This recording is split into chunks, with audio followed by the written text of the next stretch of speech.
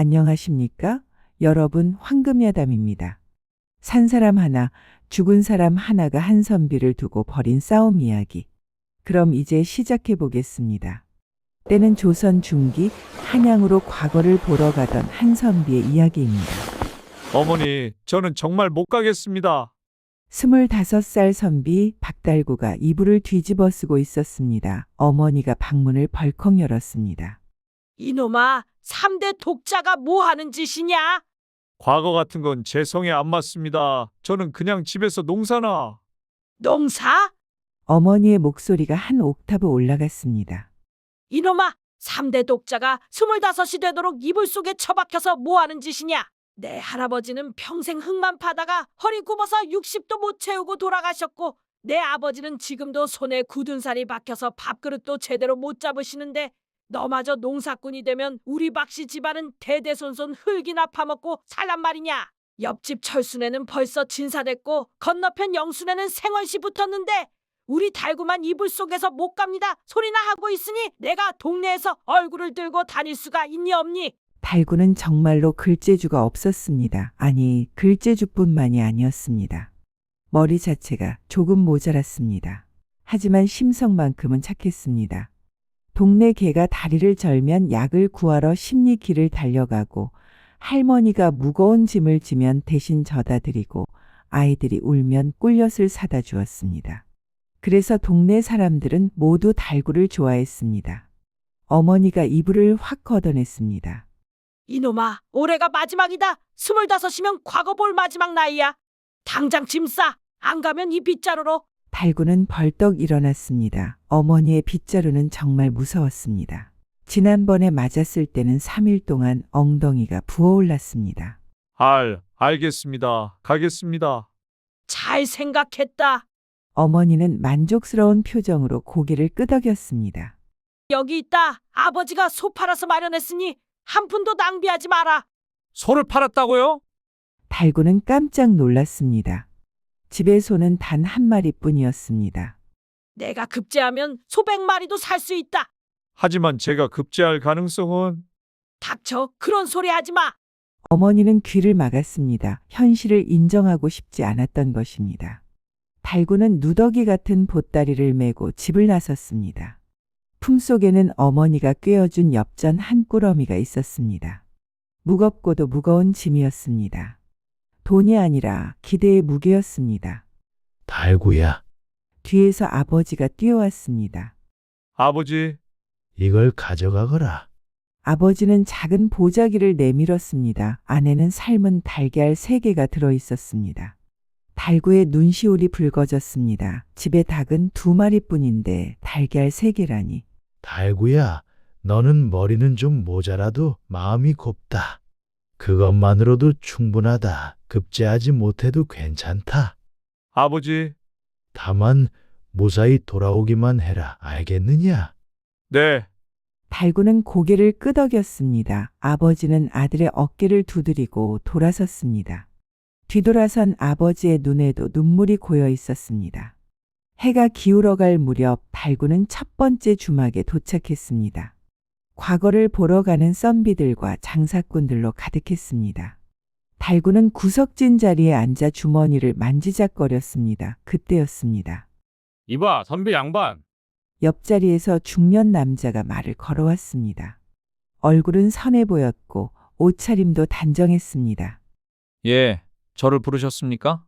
혼자 가시는 거요? 과거 보러. 예, 그렇습니다. 오호, 나도 마찬가지요. 반갑소. 남자는 달구의 손을 덥석 잡았습니다. 내 소개가 늦었어. 나는 김문달이라고 하오. 저는 박달구입니다. 박 선비, 우리 같이 가면 어떻겠소? 같이요? 그렇소. 혼자 가면 위험하지 않소? 산적도 나오고. 달구는 고개를 끄덕였습니다. 그럴듯한 말이었습니다. 하지만 저는 글도 서툴고 무예도 모릅니다. 괜찮소. 내가 지켜주면 되지. 김문달은 호탕하게 웃었습니다. 정 그러시다면? 좋아. 그럼 일단 한잔 합시다. 주인장, 여기 막걸리 2사발. 아, 저는 괜찮습니다. 뭔 소리? 동행의 첫인사인데. 막걸리가 나왔습니다. 김문달은 사발을 들어 올렸습니다. 자, 박 선비, 우리의 급제를 위하여. 급제를. 달구도 사발을 들었습니다. 그런데 이상하게 너무 달았습니다. 왜 이렇게 달지? 달구는 사발을 내려놓으려 했습니다. 하지만 눈꺼풀이 무거워졌습니다. 김선비, 이게 하하, 미안하오, 박선비. 수면약이 좀 들어갔어. 뭐라고?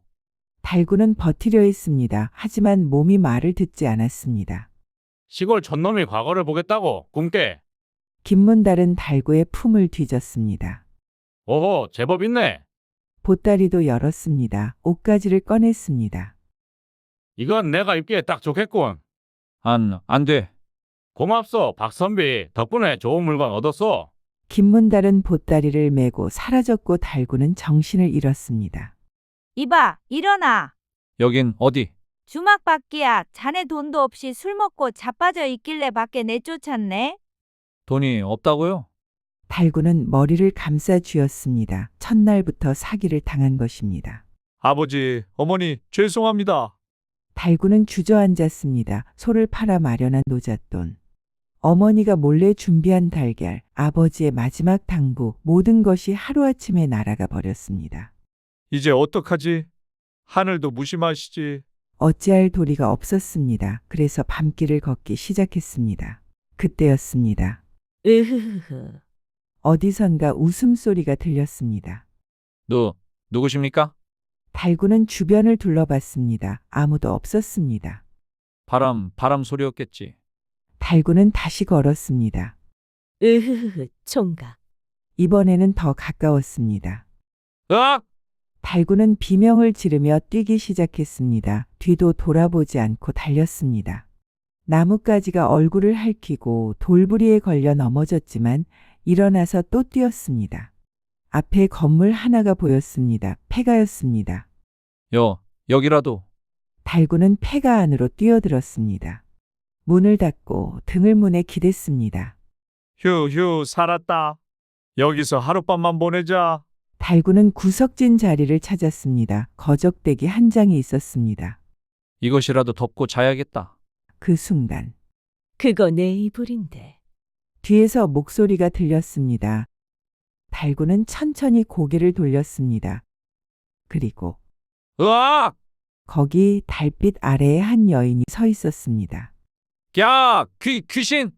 달구는 문을 열고 뛰쳐나가려 했습니다. 하지만 문이 열리지 않았습니다. 열려, 제발 열려.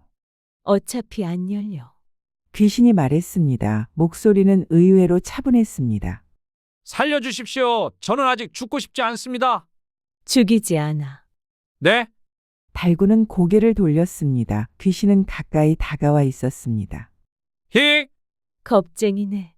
귀신은 빙그레 웃었습니다. 달빛에 비친 그녀의 얼굴은 창백했지만 묘하게 아름다웠습니다. 당신 내가 보이나 보네. 네, 보입니다. 너무 잘 보입니다. 신기하네. 보통 사람은 나를 못 보는데. 귀신은 고개를 갸웃했습니다. 뭐 좋아. 어차피 만났으니. 귀신은 달구 앞에 앉았습니다. 내 이야기 좀 들어줄래? 이야기요? 응, 나 할 말이 많거든. 달구는 꿀꺽 침을 삼켰습니다. 귀신의 이야기를 들으면 죽는다는 말이 있었습니다. 하지만 안 들으면 지금 당장 죽을 것 같았습니다. 들어드리겠습니다. 고마워. 귀신은 미소를 지었습니다. 그 미소는 슬펐습니다. 내 이름은 월하야. 오라. 보름달처럼 아름다우라고 지어주신 거래. 좋은 이름입니다. 고마워. 나는 이 근처 양반가 교수였어. 월하는 이야기를 시작했습니다. 어렸을 때부터 글을 좋아했지. 아버지가 서재에 계시면 몰래 들어가서 책을 읽곤 했어. 여자가 글을? 이상해. 여자라고 글을 읽으면 안 돼. 월하의 눈빛이 날카로워졌습니다. 아니, 훌륭하십니다. 달구는 황급히 손사래를 쳤습니다. 흥, 그때 모두들 그랬어. 여자가 글을 읽으면 팔자가 세다고. 그래도 나는 읽었어. 밤마다 몰래. 월하의 눈에 그리움이 어렸습니다. 그러다 한 분을 만났지. 한 분이요? 응, 우리 집에 글을 배우러 오신 선비님. 월하의 얼굴이 붉어졌습니다. 귀신인데도 붉어졌습니다. 김대성이라는 분이셨어. 글도 잘하시고 인품도 훌륭하셨지. 그분을 좋아하게 됐어. 아니, 사랑하게 됐어. 월하는 고개를 숙였습니다. 하지만 우리 아버지는 반대하셨어. 김선비는 가난하다고. 그래서 도망치기로 했어. 둘이서. 달구는 숨을 죽이고 들었습니다. 약속한 날 밤 나는 집을 빠져나왔어. 여기서 만나기로 했거든. 월하는 주변을 둘러봤습니다. 하지만요. 그분은 오시지 않았어. 나는 기다렸어. 하루, 이틀, 사흘, 일주일을 기다렸어. 월하의 목소리가 떨렸습니다. 먹지도 못하고 자지도 못하고 그렇게 기다렸어. 그러다 죽었어. 너무 추웠거든. 겨울이었으니까. 달구는 가슴이 먹먹해졌습니다. 그 김선비라는 분은요? 모르겠어. 소식이 없어. 월하는 고개를 저었습니다. 어쩌면 나를 버린 걸지도 몰라. 아니면요? 무슨 일을 당하신 걸지도. 월하는 하늘을 올려다봤습니다. 구멍난 지붕 사이로 달이 보였습니다. 나는 이렇게 구천을 떠돌고 있어. 갈 곳도 없이. 그러다 너를 만났어. 월하는 달구를 바라봤습니다. 너 착하구나. 네? 내 이야기를 끝까지 들어줬잖아. 보통은 도망가는데. 도망가고 싶었습니다만 문이 안 열렸습니다. 부후 솔직하네. 월하는 처음으로 밝게 웃었습니다. 좋아. 내가 마음에 들었어. 마음에 들다니. 내가 너를 도와줄게. 도와주신다고요? 응, 너 과거 보러 가는 거 맞지? 네, 맞습니다만 돈도 없고 옷도 없고 이제 포기해야 할 것 같습니다. 포기 왜? 어떻게 가겠습니까? 내가 있잖아. 월하는 자신만만하게 말했습니다. 내가 너를 장원급제 시켜줄게. 장원급제요? 저를? 달구는 눈이 휘둥그레졌습니다. 불가능합니다. 저는 머리가 나빠서. 머리가 나쁘면 어때? 내가 똑똑하면 되지. 하지만 대신 조건이 있어. 월하는 진지한 표정이 되었습니다. 내 부탁 하나만 들어줘. 부탁이요? 응, 내가 급제하면 그 힘으로 김대성 선비를 찾아줘. 김대성 선비요? 그분이 어떻게 됐는지 알고 싶어. 월하의 눈에 눈물이 맺혔습니다. 살아계시면 왜 나를 버렸는지 묻고 싶고, 돌아가셨으면 어떻게 돌아가셨는지 알고 싶어. 달구는 월하를 바라봤습니다. 창백한 얼굴, 슬픈 눈빛, 그 모습이 너무 안쓰러웠습니다. 알겠습니다. 정말 네, 제가 꼭 찾아드리겠습니다. 고마워. 월하는 처음으로 환하게 웃었습니다. 자, 이리 와서 누워. 달구는 얼떨결에 거적대기를 깔고 누웠습니다. 월하는 그 옆에 떠서 누웠습니다. 잘 자, 달구야. 네, 내일부터 힘들 거야. 각오해.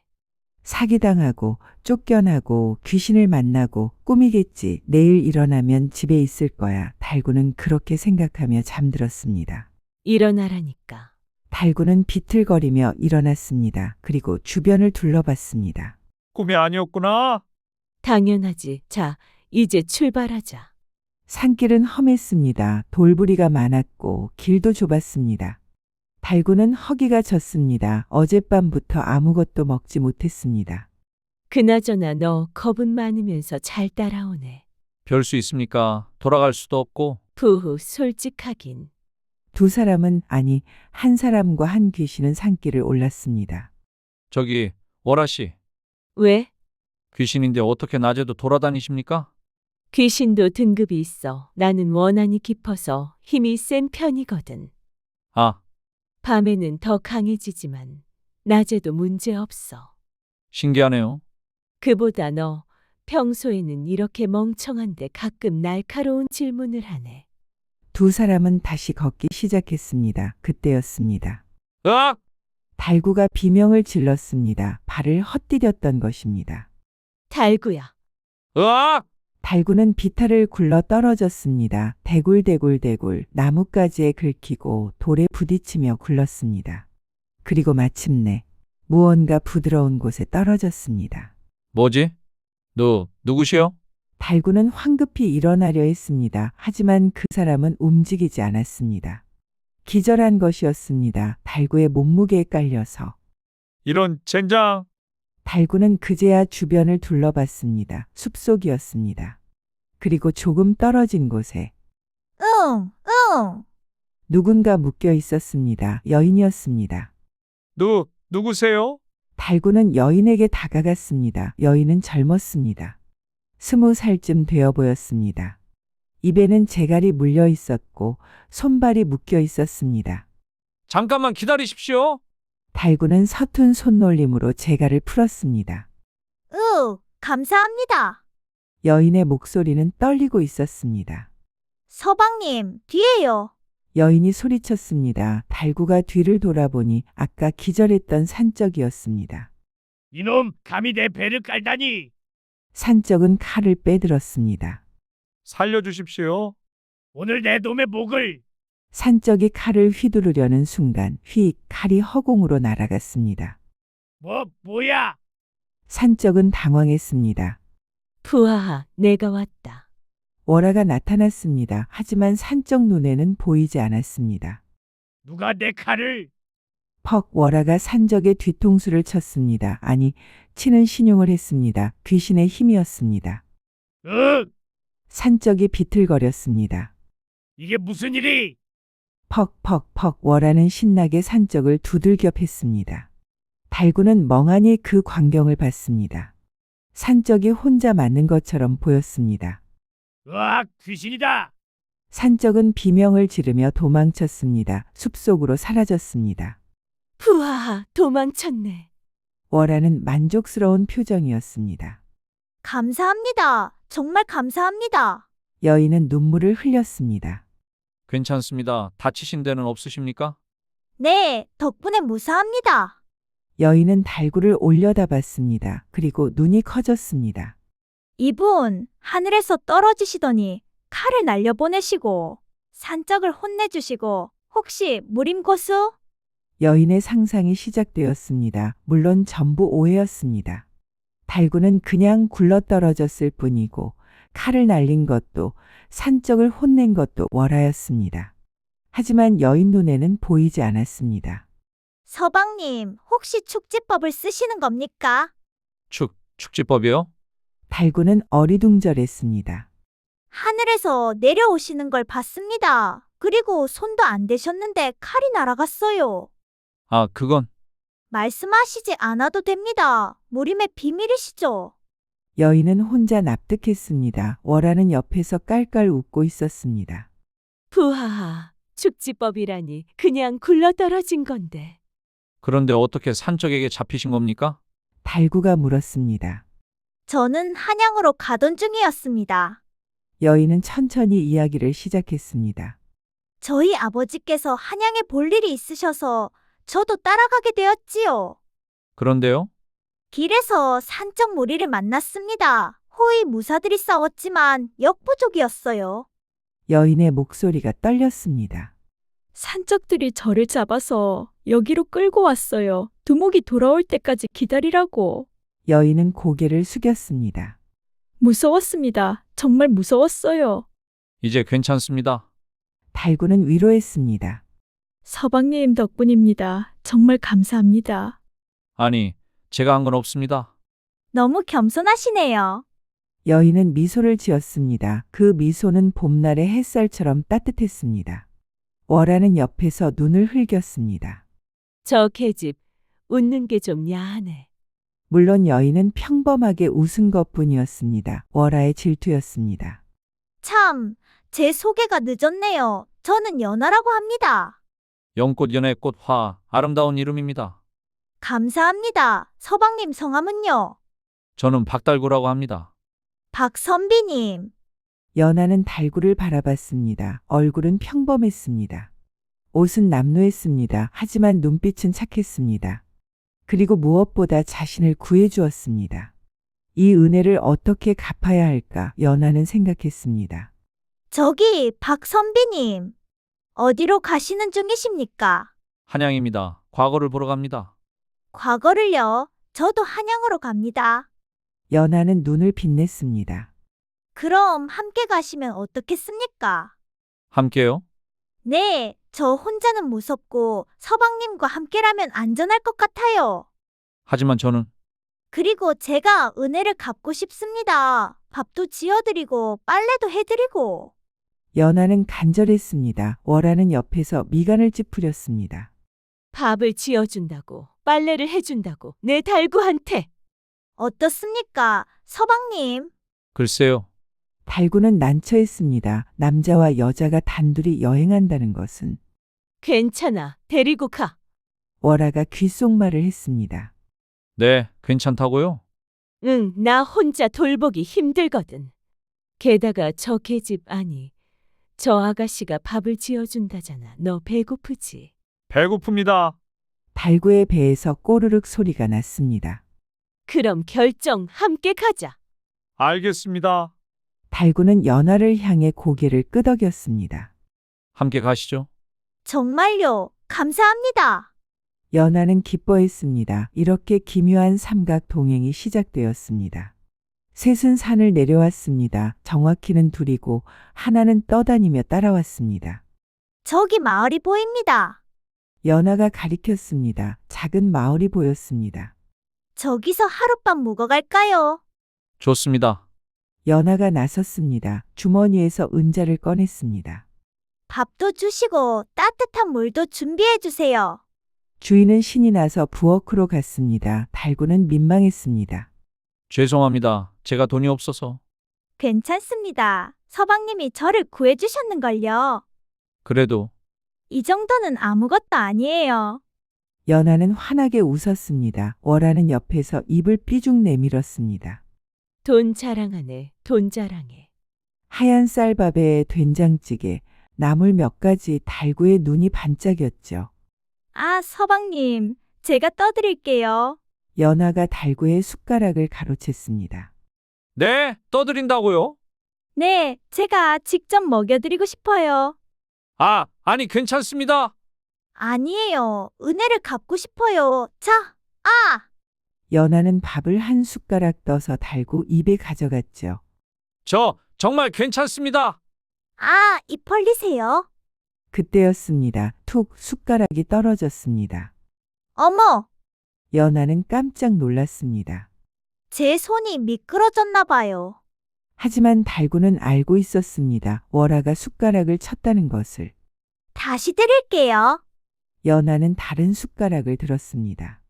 아, 서방님. 툭 또 떨어졌습니다. 어머, 또. 제가 먹겠습니다. 달구는 황급히 숟가락을 집어 후다닥 밥을 입에 털어 넣었습니다. 어머, 천천히 드세요. 체하시겠어요? 달구는 입 가득 밥을 넣은 채 웃었습니다. 월하는 만족스러운 표정으로 그래, 내가 안 먹여주면 아무도 못 먹여. 그럼 저는 제 방으로 가보겠습니다. 연하가 일어났습니다. 네, 푹 쉬십시오.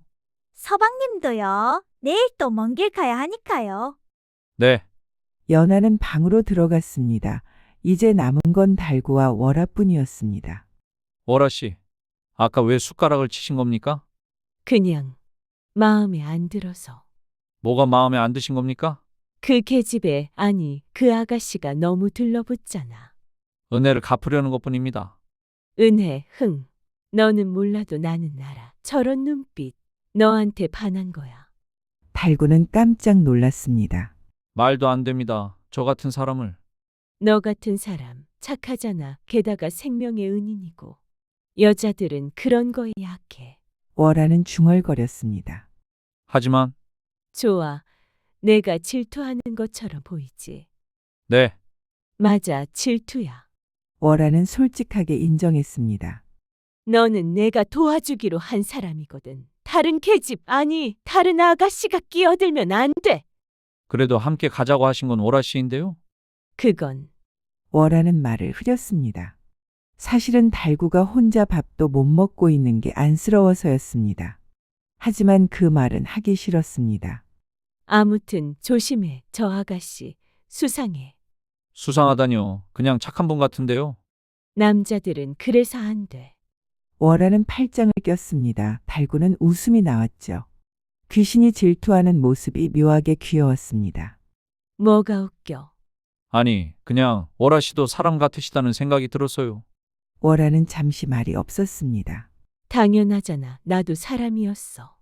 작은 목소리였습니다. 죄송합니다. 괜찮아. 가서 자. 내일 일찍 출발해야 해. 월아 씨는요? 나는 안 자도 돼. 귀신이니까. 그래도 피곤하시지 않습니까? 조금. 월아는 솔직하게 대답했습니다. 그럼 함께 쉬시죠. 함께? 네, 월아 씨도 쉬실 권리가 있습니다. 달구는 웃으며 방으로 들어갔습니다. 월아는 잠시 망설이다가 따라 들어갔습니다. 달구는 이불을 깔고 월아는 옆에 누웠습니다. 달구야. 네? 너 참 이상한 녀석이야. 제가 멍청해서 그렇습니다. 그게 아니라 월아는 천장을 바라봤습니다. 귀신한테 쉬라고 하는 사람은 처음이야. 보통은 무서워하거나 피하거나 쫓아내려고 하는데. 저도 무섭습니다. 호호 무서워. 네, 엄청 무섭습니다. 달구는 솔직하게 대답했습니다. 하지만 월아 씨는 착하신 것 같아서요. 그리고 슬퍼 보이세요. 월아는 달구를 바라봤습니다. 달구는 눈을 감고 있었습니다. 잘 자요, 월아 씨. 월아는 달구가 잠들 때까지 지켜봤습니다. 그리고 대성 오라버니 그녀는 사랑했던 사람을 떠올렸죠. 당신은 어디에? 달빛만이 조용히 방을 비췄습니다. 서방님, 일어나세요. 달구는 비틀거리며 일어났습니다. 월아는 이미 깨어 있었습니다. 식사를 마치고 셋은 주막을 나섰습니다. 제가 오늘 아침에 주막 주인한테 물어봤는데요. 앞으로 일주일만 더 가면 한양이래요. 일주일? 벌써 반 이상 온 거예요. 그렇군요. 강을 건너고 다시 산길을 걸었습니다. 해가 서쪽으로 기울고 있었습니다. 저기 뭐가 있어요? 연하가 가리켰습니다. 무덤이었습니다. 누구 무덤일까요? 글쎄요. 그런데 월아의 표정이 변했습니다. 대성 오라버니. 월아는 무덤 앞에 무릎을 꿇었습니다. 오라버니 여기 계셨어요. 여기. 달구는 월아의 표정을 보고 깨달았습니다. 월아 씨 혹시 응, 이 무덤 김대성 선비 무덤이야. 달구는 비석을 가까이에서 봤습니다. 김대성지며 그 아래에 작은 글씨가 더 있었습니다. 억울하게 돌아가시다. 억울하게? 월아는 무덤을 어루만졌습니다. 귀신의 손이지만 무덤은 만질 수 있었습니다. 오라버니 무슨 일이 있었던 거예요? 왜 여기 이렇게? 월아의 목소리가 떨렸습니다. 저한테 오지 못한 이유가 이것 때문이었어요. 돌아가셨기 때문에. 눈물이 흘렀습니다. 귀신도 우는구나. 달구는 다시 한번 생각했습니다. 서방님, 무슨 무덤이에요? 연하가 물었습니다. 옛날에 돌아가신 선비분 무덤인 것 같습니다. 그렇군요. 연하는 무덤 앞에 합장했습니다. 부디 편히 쉬세요. 달구도 합장했습니다. 부디 편히 쉬십시오. 그리고 억울함이 풀리기를. 월아는 무덤 앞에서 한참을 앉아 있었습니다. 오라버니 저예요. 오라예요. 기억하세요? 우리 함께 도망치기로 했잖아요. 여기서 만나기로 했잖아요. 저는 기다렸어요. 일주일을 그렇게 기다렸어요. 그런데 오라버니는 여기 이렇게. 월아는 울먹였습니다. 무슨 일이 있었던 거예요? 누가 오라버니를 이렇게 만든 거예요? 달구는 가슴이 아팠습니다. 월아 씨. 달구야, 부탁이야. 네. 이 무덤 제대로 된 무덤으로 만들어줘. 비석도 세워주고 제사도 지내줘. 알겠습니다. 그리고 누가 오라버니를 죽였는지 알아내줘. 억울하게 돌아가셨다고 했잖아. 네, 꼭 알아내겠습니다. 달구는 고개를 끄덕였습니다. 고마워. 정말 고마워. 월아는 무덤을 한참 바라보다가 천천히 일어났습니다. 가자. 한양에 가면 뭔가 알 수 있을 거야. 셋은 다시 길을 걸었습니다. 하지만 월아의 발걸음은 무거웠습니다. 달구, 월아, 연하는 열흘간의 여정 끝에 한양에 도착했습니다. 저기 보이는 게 한양입니다. 연하가 손으로 가리켰습니다. 멀리 큰 성문이 보였습니다. 숭례문이었습니다. 드디어 한양이구나. 이제 과거만 보면 돼. 떨립니다. 뭐가 떨려? 내가 있잖아. 그래도 달구는 불안했습니다. 자신의 실력을 너무 잘 알았으니까요. 셋은 숭례문을 지나 한양 안으로 들어갔습니다. 사람들이 가득했고 저작거리는 시끌벅적했습니다. 과거 보러 온 선비들 정말 많네요. 연하가 말했습니다. 맞아요. 저 사람들 다 과거 보러 온 건가? 달구는 주눅이 들었습니다. 저 사람들 다 저보다 똑똑해 보이는데. 뭔 소리야? 똑똑해 보이는 게 뭐가 중요해? 중요한 건 시험 결과지. 월하가 달구를 격려했습니다. 일단 주막부터 찾자. 내일 시험이니까 오늘은 쉬어야 해. 네. 셋은 주막을 찾아 걸었습니다. 주막에 짐을 풀었습니다. 서방님, 저녁 드세요. 내일 시험인데 든든하게 드셔야죠. 연하는 밥상을 가져왔습니다. 고맙습니다. 달구는 밥을 먹었습니다. 하지만 입맛이 없었습니다. 긴장 때문이죠. 왜 안 먹어? 월하가 물었습니다. 긴장돼서 밥이 안 넘어갑니다. 긴장, 뭐가 긴장돼? 내가 다 알려줄 건데. 월하는 달구 귓가에 속삭였습니다. 내가 시험 문제를 미리 알려줄게. 그럼 넌 오늘 밤 그걸 외우는 거야. 그러면 부정행위가 아니잖아. 시험 문제를 미리요? 응, 나는 귀신이니까 시험관 방에 몰래 들어가서 볼 수 있어. 부정행위 아닙니까? 아이고, 이 고지식한 녀석 그럼 어떡하라고. 내 실력으로는 절대 못 붙는다고. 달구는 할 말이 없었습니다. 사실이었으니까요. 그럼 대신 시험 볼 때 옆에서 힌트만 줄게. 힌트 알겠어? 달구는 여전히 찜찜했지만 다른 방법이 없었습니다. 알겠습니다. 그래, 잘 생각했어. 자, 이제 밥 먹어. 달구는 억지로 밥을 먹었습니다. 연하는 옆에서 달구를 걱정스럽게 바라봤습니다. 서방님, 괜찮으세요? 얼굴이 안 좋아 보여요. 네, 괜찮습니다. 그냥 긴장돼서. 저도 긴장돼요. 서방님이 꼭 합격하셨으면 좋겠어요. 고맙습니다. 제가 내일 밖에서 기도할게요. 서방님 합격하시라고. 기도요? 네, 정화수 떠놓고 하늘에 빌겠어요. 제 소원은 서방님이 합격하시는 거예요. 연하는 진심이었습니다. 월하는 옆에서 눈을 흘겼습니다. 기도, 내가 직접 도와주는 게 기도보다 100배 낫지. 고맙습니다. 연아 씨. 아니에요. 서방님은 제 은인이시잖아요. 당연한 일이에요. 식사를 마치고 달구는 방으로 들어갔습니다. 내일을 위해 일찍 자야 했습니다. 아침 일찍 달구는 시험장으로 향했습니다. 월하가 옆에서 따라왔습니다. 연하는 주막에 남아 기도하기로 했습니다. 많은 사람들이네요. 시험장 앞에는 수백 명의 선비들이 모여 있었습니다. 모두 긴장한 표정이었습니다. 긴장하지 마. 내가 있잖아. 네, 달구는 시험장 안으로 들어갔습니다. 박달구, 관리가 이름을 불렀습니다. 예. 저기 앉아라. 달구는 지정된 자리에 앉았습니다. 월하는 달구 옆에 떠서 앉았습니다. 긴장하지 마. 천천히 하면 돼. 네. 관리들이 시험지를 나눠줬습니다. 달구는 손이 떨렸습니다. 시험 시작. 달구는 시험지를 펼치고 첫 문제를 봤습니다. 인과 의의 차이를 논하라. 달구는 머리가 하얘졌습니다. 야, 달구야. 월하가 귓속말을 했습니다.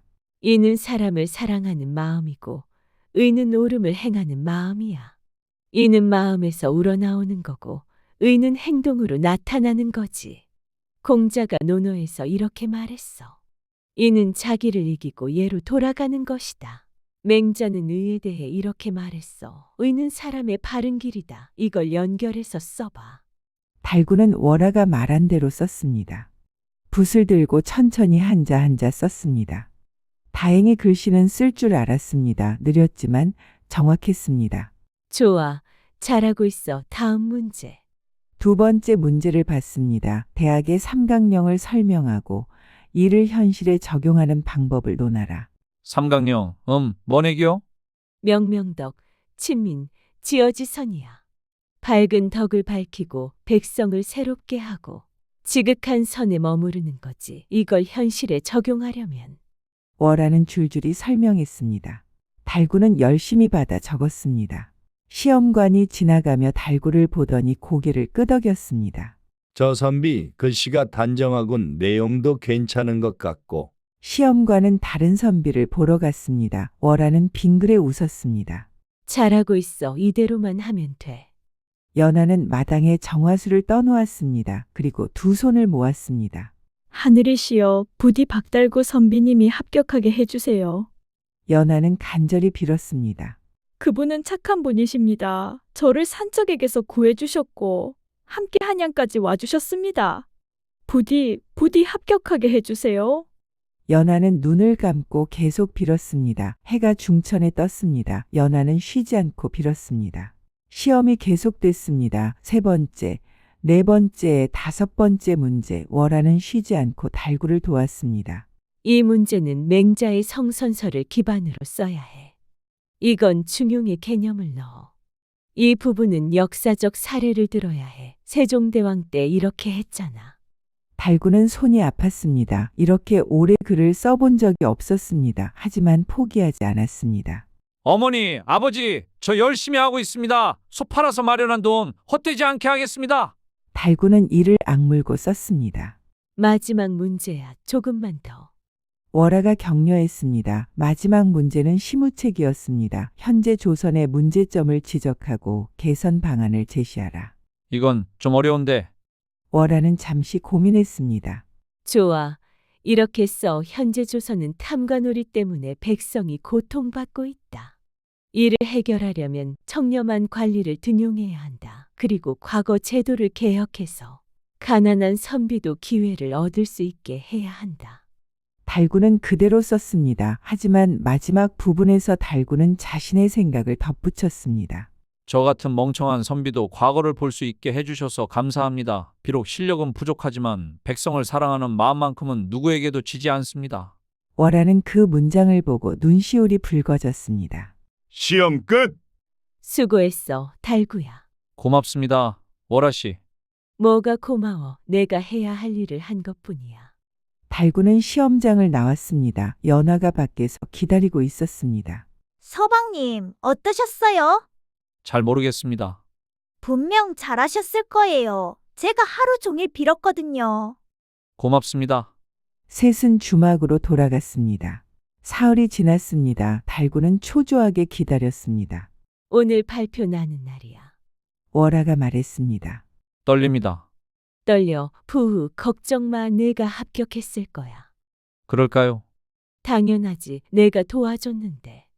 셋은 시험장으로 갔습니다. 사람들이 우르르 몰려들었습니다. 환호성이 터졌습니다. 한편에서는 울음소리도 들렸습니다. 달구는 조심스럽게 다가갔습니다. 박달구, 박달구, 어디 있지? 그런데 맨 위에 장원 박달구. 네. 달구는 눈을 의심했습니다. 장원, 제가? 그래, 내가 장원이야. 월아가 소리쳤습니다. 우리가 해냈어. 서방님, 장원이세요? 연하도 기뻐했습니다. 정말 장원이라고 써 있는데. 달구는 믿을 수 없었습니다. 삼천자문도 3년 걸린 자신이, 대학 첫 문장도 2년 걸린 자신이 장원급제를 했다니. 꿈이 아니겠죠? 꿈 아니야. 현실이야. 월아가 웃었습니다. 축하해, 달구야. 넌 이제 장원급제한 선비야. 달구는 그 자리에 주저앉았습니다. 그리고 울었습니다. 어머니, 아버지, 저 장원했습니다. 장원을. 눈물이 주르르 흘렀습니다. 기쁨의 눈물이었습니다. 연하도 옆에서 같이 울었습니다. 축하드려요. 서방님, 정말 축하드려요. 대성 오라버니 봤어요? 제가 약속 지켰어요. 이제 오라버니 일도 알아낼 수 있을 거예요. 달구는 고향으로 돌아갔습니다. 마을 사람들이 모두 나와서 환영했습니다. 어머니는 울었습니다. 우리 아들 정말 해냈구나. 정말. 아버지도 눈시울을 붉혔습니다. 잘했다. 달구야. 정말 잘했어. 어머니, 아버지, 죄송합니다. 첫날에 사기를 당해서. 무슨 소리냐? 그래도 장원했잖니. 어머니는 달구를 꼭 안았습니다. 우리 아들 장하다. 정말 장해. 큰 잔치가 열렸습니다. 동네 사람들이 모두 모였습니다. 달구는 얼떨떨했습니다. 내가 정말 장원을 한 건가? 월아는 옆에서 흐뭇하게 웃었습니다. 그리고 연아도 함께 왔습니다. 어머님, 저는 연아라고 합니다. 서방님이 가시는 길에 구해주셨어요. 아이고, 고맙구나. 우리 달구가 신세 많이 졌지? 아니에요. 오히려 제가 신세 졌습니다. 어머니는 연아를 보더니 흐뭇하게 웃었습니다. 이 아가씨, 우리 달구 색시로 딱이네. 달구야, 네, 어머니. 이 아가씨와 혼인해라. 네? 좋은 아가씨잖니. 너를 한양까지 따라왔고 너를 도와줬어. 이런 아가씨 어디 가서 찾니? 하지만은 무슨 당장 혼례 날짜 잡아. 어머니는 단호했습니다. 연아는 얼굴이 빨개졌습니다. 저는 서방님만 괜찮으시다면. 달구는 난처했습니다. 월아를 힐끗 봤습니다. 월아는 팔짱을 끼고 있었습니다. 표정이 좋지 않았습니다. 홀레라고. 월아는 복잡한 심정이었습니다. 당연한 거야. 달구는 사람이고 연아도 사람이니까 혼이 나는 게 당연하지. 나는 귀신이니까 혼이 날 수 없어. 그래도 조금 섭섭하네. 한 달이 지났습니다. 달구와 연아의 혼례식 날이었습니다. 신랑 입장, 달구는 떨리는 걸음으로 들어갔습니다. 신부 입장, 연아도 들어왔습니다. 큰절, 두 사람은 절을 올렸습니다. 하늘과 땅에 그리고 부모님께 월하는 구석에서 그 모습을 지켜봤습니다. 예쁘네. 연아도 예쁘고 달구도 잘 어울려. 월하는 복잡한 표정이었습니다. 달구와 연하는 신방으로 들어갔습니다. 서방님, 연하는 수줍게 말했습니다. 저 처음이에요. 나도 처음이요. 달구도 떨리는 목소리로 대답했습니다. 두 사람은 어색하게 앉아 있었습니다. 그때였습니다. 야, 달구야. 달구는 화들짝 놀랐습니다. 월아 씨? 응, 나야. 왜 여기 계십니까? 왜긴 뭐가 왜야. 오늘이 무슨 날인지 알아? 첫날 밤입니다. 그래, 첫날 밤. 나도 내 색시야. 네? 언제 그런 약속을 했습니까? 약속 안 했어도 그래. 나는 내가 창원급제 하도록 도와줬잖아. 그러니까 나도 내 색시야. 그건 억지입니다. 월하는 우겼습니다. 연하는 달구가 혼자 중얼거리는 모습을 보며 걱정했습니다. 서방님, 괜찮으세요? 누구랑 말씀하시는 거예요? 아니요. 그냥 혼잣말입니다. 연하는 고개를 갸웃했습니다. 월아 씨, 제발 나가 주십시오. 달구는 작은 목소리로 간청했습니다. 싫어, 안 나가. 왜 이러십니까? 사실 자신도 왜 이러는지 잘 몰랐습니다. 달구가 행복해지는 게 싫은 건 아니었습니다. 연하가 나쁜 사람인 것도 아니었습니다. 다만 섭섭했습니다. 나도 외로워. 20년 넘게 혼자였는데 이제 겨우 친구가 생겼는데 너마저 나를 떠나면? 월하의 목소리가 떨렸습니다. 달구는 가슴이 찡했습니다. 월아 씨, 미안해. 내가 이기적이지. 내 행복을 방해하다니. 월하는 눈물을 흘렸습니다. 하지만 정말 섭섭해. 너무 섭섭해. 달구는 할 말이 없었습니다. 월하의 마음을 이해했으니까요. 월아 씨, 제가 월아 씨를 떠나는 게 아닙니다. 뭐? 월아 씨는 제 은인이시고 친구십니다. 평생 잊지 않을 겁니다. 그리고 아직 해야 할 일이 남았지 않습니까? 김대성 선비의 억울함을 풀어드려야 합니다. 그래. 월하는 눈물을 닦았습니다. 알았어. 오늘은 물러날게. 고맙습니다. 대신 내일부터 김대성 오라버니 일 알아내는 거야. 네, 꼭 그렇게 하겠습니다. 월하는 창문으로 떠나갔습니다. 잘해. 첫날 밤. 작은 중얼거림이었습니다. 달구는 웃었습니다. 서방님, 이제 괜찮으세요? 네, 괜찮습니다. 달구는 조심스럽게 연하의 손을 잡았습니다. 연하도 달구의 손을 꽉 잡았습니다. 촛불이 흔들리고 달빛이 창으로 들어오고 밤은 깊어갔습니다. 아침 해가 떠올랐습니다. 달구는 천천히 눈을 떴습니다. 일어났구나. 달구는 화들짝 놀라 이불을 끌어올렸습니다. 월아 씨, 언제부터 계셨습니까? 방금 왔어. 어땠어? 뭐가요? 첫날 밤. 달구는 얼굴이 빨개졌습니다. 그런 걸 물어보시면 푸하하, 농담이야. 자, 일어나. 오늘부터 김대성 오라버니 일 알아내야지. 네, 달구는 옷을 입고 일어났습니다. 연화도 천천히 눈을 떴습니다. 서방님, 좋은 아침이에요. 네, 좋은 아침입니다. 두 사람은 수줍게 웃었습니다. 월화는 옆에서 빙그레 웃었습니다. 달구는 장원급제했으므로 관직을 받았습니다. 승정원의 낮은 관리였지만 왕의 문서를 다루는 중요한 자리였습니다. 박달구, 상관이 불렀습니다. 예, 이 문서들을 정리해라. 옛날 사건 기록들이다. 알겠습니다. 오래된 문서들을 달구는 천천히 문서를 넘겼습니다. 그러다 한 문서에서 멈췄습니다. 20년 전 과거 보러 가던 선비 김대성 산적에게 살해당함. 달구는 숨이 멎었습니다. 월아 씨, 이것 좀 보십시오. 김대성 선비 기록입니다. 정말. 선비 김대성 20년 전 음력 10월 과거 보러 한양으로 가던 중 산적 무리에게 습격당함. 저항하다 살해됨. 시신은 길가에 버려졌으나 지나가던 행인이 묻어줌. 월하는 말이 없었습니다. 더 있습니다. 범인은 산적 두목 흉도배 현재 잡혀서 처형됨. 산적이 오라버니를. 월하의 목소리가 떨렸습니다. 그런데 여기 억울한 점이라고 적혀 있습니다. 달구는 계속 읽었습니다. 김대성은 저항하지 않았으나 산적 두목이 먼저 공격함. 이유는 김대성이 가진 책을 탐냈기 때문. 책은 희귀한 고서였으며 비싼 값에 팔릴 수 있었음. 김대성은 책을 지키려다 죽임을 당함. 책이라니. 네, 논어 고본이라고 적혀 있습니다. 월하는 기억했습니다. 김대성이 자랑스럽게 보여줬던 책. 이 책은 우리 집안의 보물이야. 할아버지가 물려주신 거지. 김대성의 목소리가 들리는 것 같았습니다. 오라버니, 책을 지키려다. 월하는 눈물을 흘렸습니다. 저를 만나러 오시다가 책을 지키려다. 월아 씨, 억울해, 너무 억울해. 오라버니는 나쁜 일 하나 안 하셨는데. 달구는 월하의 어깨를 만지려 했지만 손이 통과했습니다. 월아 씨, 제가 김대성 선비의 명예를 회복시켜 드리겠습니다. 어떻게? 기록을 바로잡겠습니다. 그리고 제대로 된 무덤을 만들어 드리겠습니다. 비석도 세우고 제사도 지내겠습니다. 그리고 한 가지 더. 달구는 문서를 가리켰습니다. 여기 김대성의 약혼녀가 그를 기다리다 죽음이라고 적혀 있습니다. 나?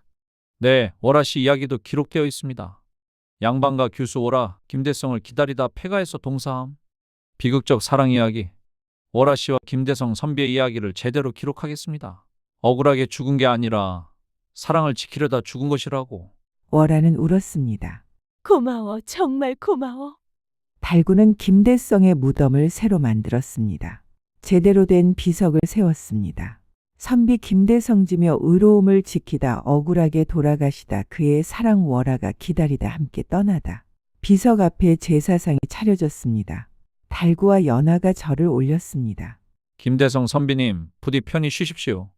월하는 무덤 앞에 무릎을 꿇었습니다. 오라버니, 이제 알았어요. 왜 오시지 못했는지. 미안해요. 제가 기다리지 말았어야 했는데. 그랬으면 오라버니도 책을 버리고 도망치셨을 텐데. 그때였습니다. 바람이 불었습니다. 빗속에서 한 남자가 나타났습니다. 김대성이었습니다. 오라버니. 월하는 일어났습니다. 월아, 김대성도 눈물을 흘렸습니다. 미안해. 너를 기다리게 해서. 아니에요. 오라버니 잘못이 아니에요. 두 귀신은 서로를 바라봤습니다. 20년 기다렸어요. 나도 20년 내가 보고 싶었어. 달구와 연하는 그 광경을 지켜봤습니다. 비록 눈에는 보이지 않았지만 느낄 수 있었습니다. 오라버니, 이제 함께 가요. 하늘에서 빛이 내려왔습니다. 따뜻하고 환한 빛이었습니다. 저 빛이. 연하가 중얼거렸습니다. 저승으로 가는 길입니다. 달구가 말했습니다. 월하와 김대성은 빛을 향해 걸어갔습니다. 달구야.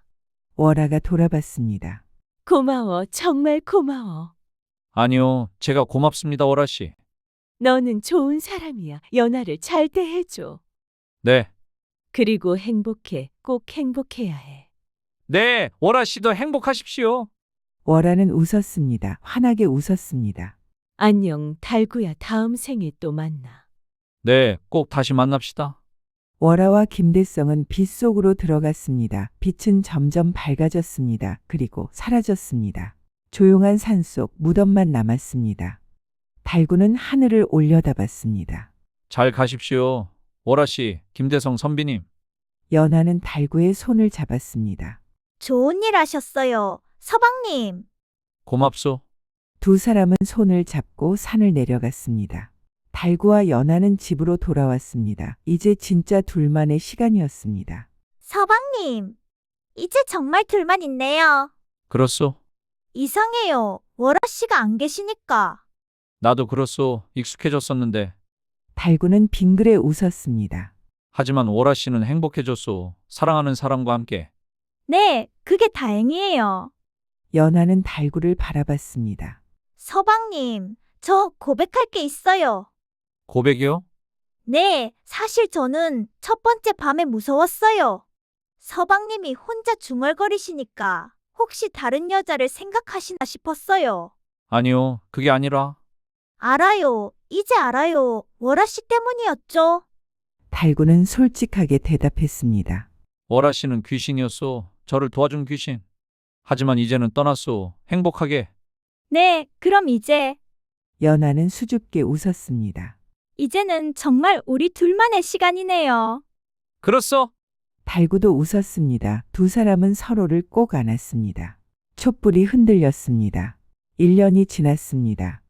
달구는 승정원에서 일하고 있었습니다. 성실하게 일했고 사람들의 신뢰를 받았습니다. 박서방, 이 문서 좀 확인해 주게. 네, 알겠습니다. 달구는 여전히 조금 느렸습니다. 하지만 정확했습니다. 그리고 무엇보다 착했습니다. 그날 밤 달구는 마당에 나와 하늘을 올려다봤습니다. 별이 총총했습니다. 월아 씨, 보고 계십니까? 달구는 작은 목소리로 말했습니다. 저 아버지가 됩니다. 월아 씨 덕분에 장원급제하고 연하를 만나고 이렇게 행복해졌습니다. 고맙습니다. 정말 고맙습니다. 바람이 불었습니다. 따뜻한 바람이었습니다. 달구는 미소를 지었습니다. 월아 씨도 행복하시겠죠. 김대성 선비님과 함께. 하늘에서 별 하나가 반짝였습니다. 마치 대답하는 것처럼. 서방님, 뭐 하세요? 아니요, 그냥 별 보고 있었소. 별이요? 네, 월아 씨가 저 별 중 하나가 됐을 것 같아서요. 그럴 것 같네요. 두 사람은 함께 별을 바라봤습니다. 자, 여러분, 산 사람 하나, 죽은 사람 하나의 이야기가 끝났습니다. 달구는 장원급제했고, 월하는 사랑을 찾았고, 연하는 행복을 얻었습니다. 달구는 머리는 나빴지만 마음이 착했습니다. 그래서 귀신도 도와주고 여인도 사랑해 주었습니다. 달구는 월하와의 약속을 끝까지 지켰습니다. 그래서 월하도 행복해질 수 있었습니다. 사랑은 죽음도 이깁니다. 월하와 김대성은 20년을 기다렸지만 결국 다시 만나 함께 떠났습니다. 진정한 사랑은 시간도 죽음도 이기는 법입니다. 오늘도 황금의 아담을 들어주셔서 감사합니다. 다음에 또 재미있는 이야기로 찾아뵙겠습니다. 안녕히 주무십시오. 황금야담에 오신 것을 환영합니다. 오늘 들려드릴 이야기는 조선 영조 때 한양 최고의 기방을 일으킨 한 여인과 코로 세상을 보는 신비한 사내의 기막힌 사연입니다. 따뜻한 차 한 잔 준비하시고 구독과 좋아요로 복채를 대신해 주신다면 더욱 감사하겠습니다. 그럼 이야기 속으로 들어가 보시지요. 먼저 이 이야기의 여주인공 춘심의 과거부터 말씀드리겠습니다. 경상도 어느 가난한 농가, 흉년이 들어온 집안이 굶주리고 있었습니다. 춘심아, 미안하다. 아비가 무능해서. 아버지, 배고파요. 결국 춘심의 아버지는 눈물을 머금고 8살 딸을 한양의 기방에 팔았습니다. 이 계집애가 크면 얼마나 예쁠까? 잘 키워서 돈을 벌어야지. 어린 춘심은 매일같이 울었습니다. 하지만 시간이 지나며 깨달았습니다. 우는 건 소용없어. 나는 살아남아야 해. 그리고 언젠가 자유를 얻어야 해. 춘심은 악착같이 노래와 춤을 배웠습니다. 그리고 손님을 대하는 법, 장사하는 법, 사람 마음을 읽는 법까지 모두 익혔습니다. 20년이 흘렀습니다.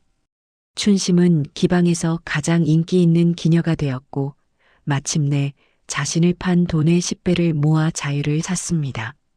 이제 나는 자유야. 하지만 춘심은 멈추지 않았습니다. 2년을 더 악착같이 일해서 드디어 자신의 기방을 샀습니다. 이제부터 이 기방 이름은 화월로다. 내가 주인이다. 그렇게 춘심은 한양에서 가장 젊은 기방 주인이 되었습니다. 한편 같은 시각 경기도 어느 마을, 한 아이가 이상한 능력 때문에 괴롭힘을 당하고 있었습니다. 저 아저씨, 이상한 냄새가 나요. 쉿, 함부로 말하면 안 된다. 저 아이, 귀신이 씌었어. 며칠 전에도 김씨 집에서 도둑 났다고 미리 알아맞혔잖아. 이석은 태어날 때부터 후각이 남달랐습니다. 보통 사람이 못 맡는 냄새를 맡았고 냄새만으로 많은 것을 알 수 있었습니다. 어머니, 저 사람 옷에서 피 냄새가. 며칠 후 그 사람은 살인범으로 잡혀갔습니다. 마을 사람들은 이석을 더욱 두려워했습니다. 저 아이를 이 마을에 둘 수 없소. 쫓아내시오. 다 내 때문이다. 괴물 같은 놈.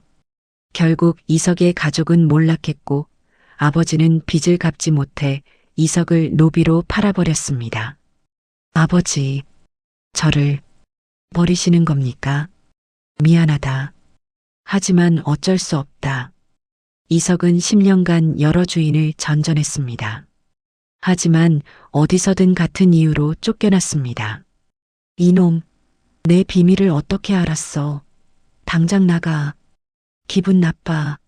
남의 냄새를 킁킁거리다니. 이석은 자신의 재능을 숨기려 애썼습니다. 하지만 본능적으로 냄새를 맡게 되었고 결국 장터에 버려졌습니다. 조선 영조 15년 봄, 한양 종로 장터, 노예상이 목청을 높였습니다. 여기 20대 건장한 사내 팝니다. 누가 안 사가시겠소? 하지만 이석은 너무 말랐습니다.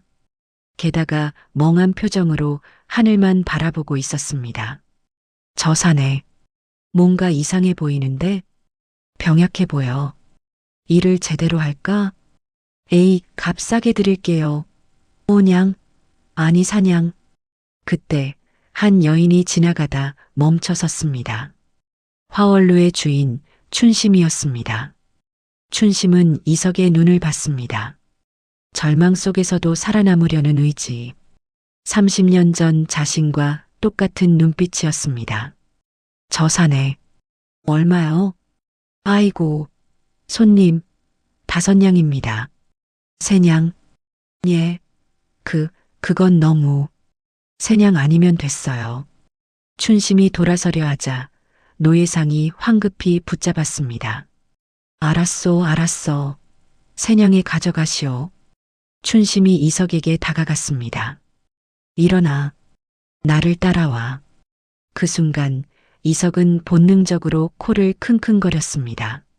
이 여자, 매화향이 나. 하지만 그 밑에 깊은 슬픔의 냄새가. 너 지금 내 냄새를 맡았냐? 죄송합니다. 재미있군. 따라와. 이렇게 이석은 화월루로 가게 되었습니다. 화월루는 한양에서 손꼽히는 고급 기방이었습니다. 기녀들도 품격이 있었고 찾아오는 손님들도 대부분 양반이거나 부유한 상인들이었습니다.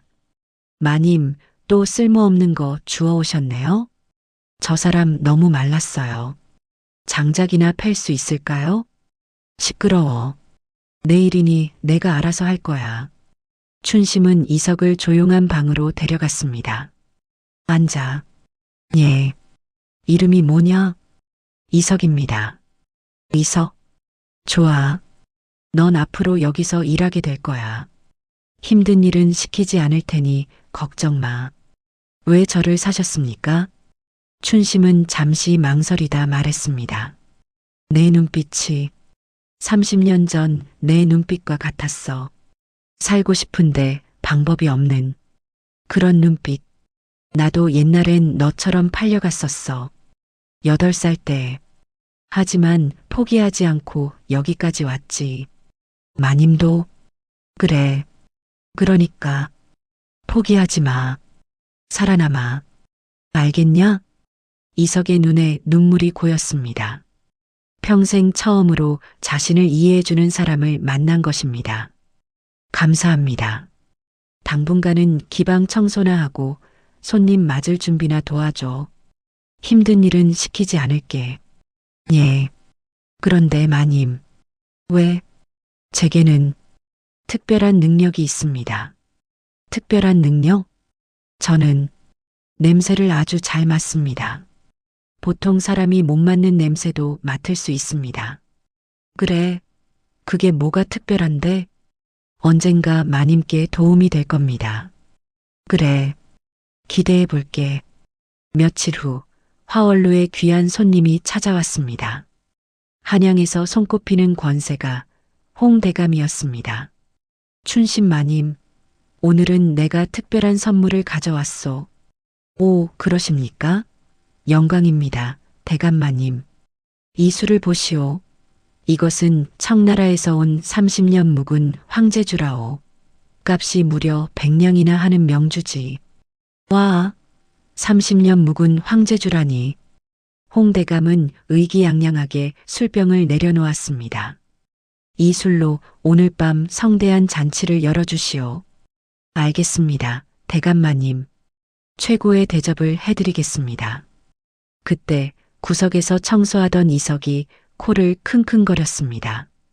저 냄새는. 이석은 조용히 춘심에게 다가갔습니다. 마님, 잠깐만 말씀 좀. 지금은 안 돼. 손님이 계셔. 하지만 중요합니다. 저 술이. 잠깐 실례하겠습니다. 춘심은 이석을 복도로 끌고 나갔습니다. 뭐야? 왜 이래? 마님, 저 술. 가짜입니다. 뭐? 냄새가 30년 묵은 술이 아닙니다. 기껏해야 3년 정도 된 술입니다. 확실해? 예. 그리고 청나라 술이 아니라 우리나라 의주 술입니다. 청나라 술은 고량주 향이 있어야 하는데 이건 쌀술 냄새입니다. 춘심은 깊은 고민에 빠졌습니다. 만약 이석의 말이 맞다면 홍대감은 누군가에게 속은 것입니다. 하지만 만약 틀렸다면 자신이 대감의 체면을 깎는 것이 됩니다. 내가 도박을 한번 걸어볼게. 춘심은 다시 방으로 돌아갔습니다. 대감마님, 죄송하지만 말씀드릴 게 있습니다. 무슨 일이요? 이 술이 혹시 가짜가 아닐까 합니다. 뭐라고? 무슨 근거로 그런 말을? 저희 기방의 냄새를 잘 맡는 머슴이 있습니다.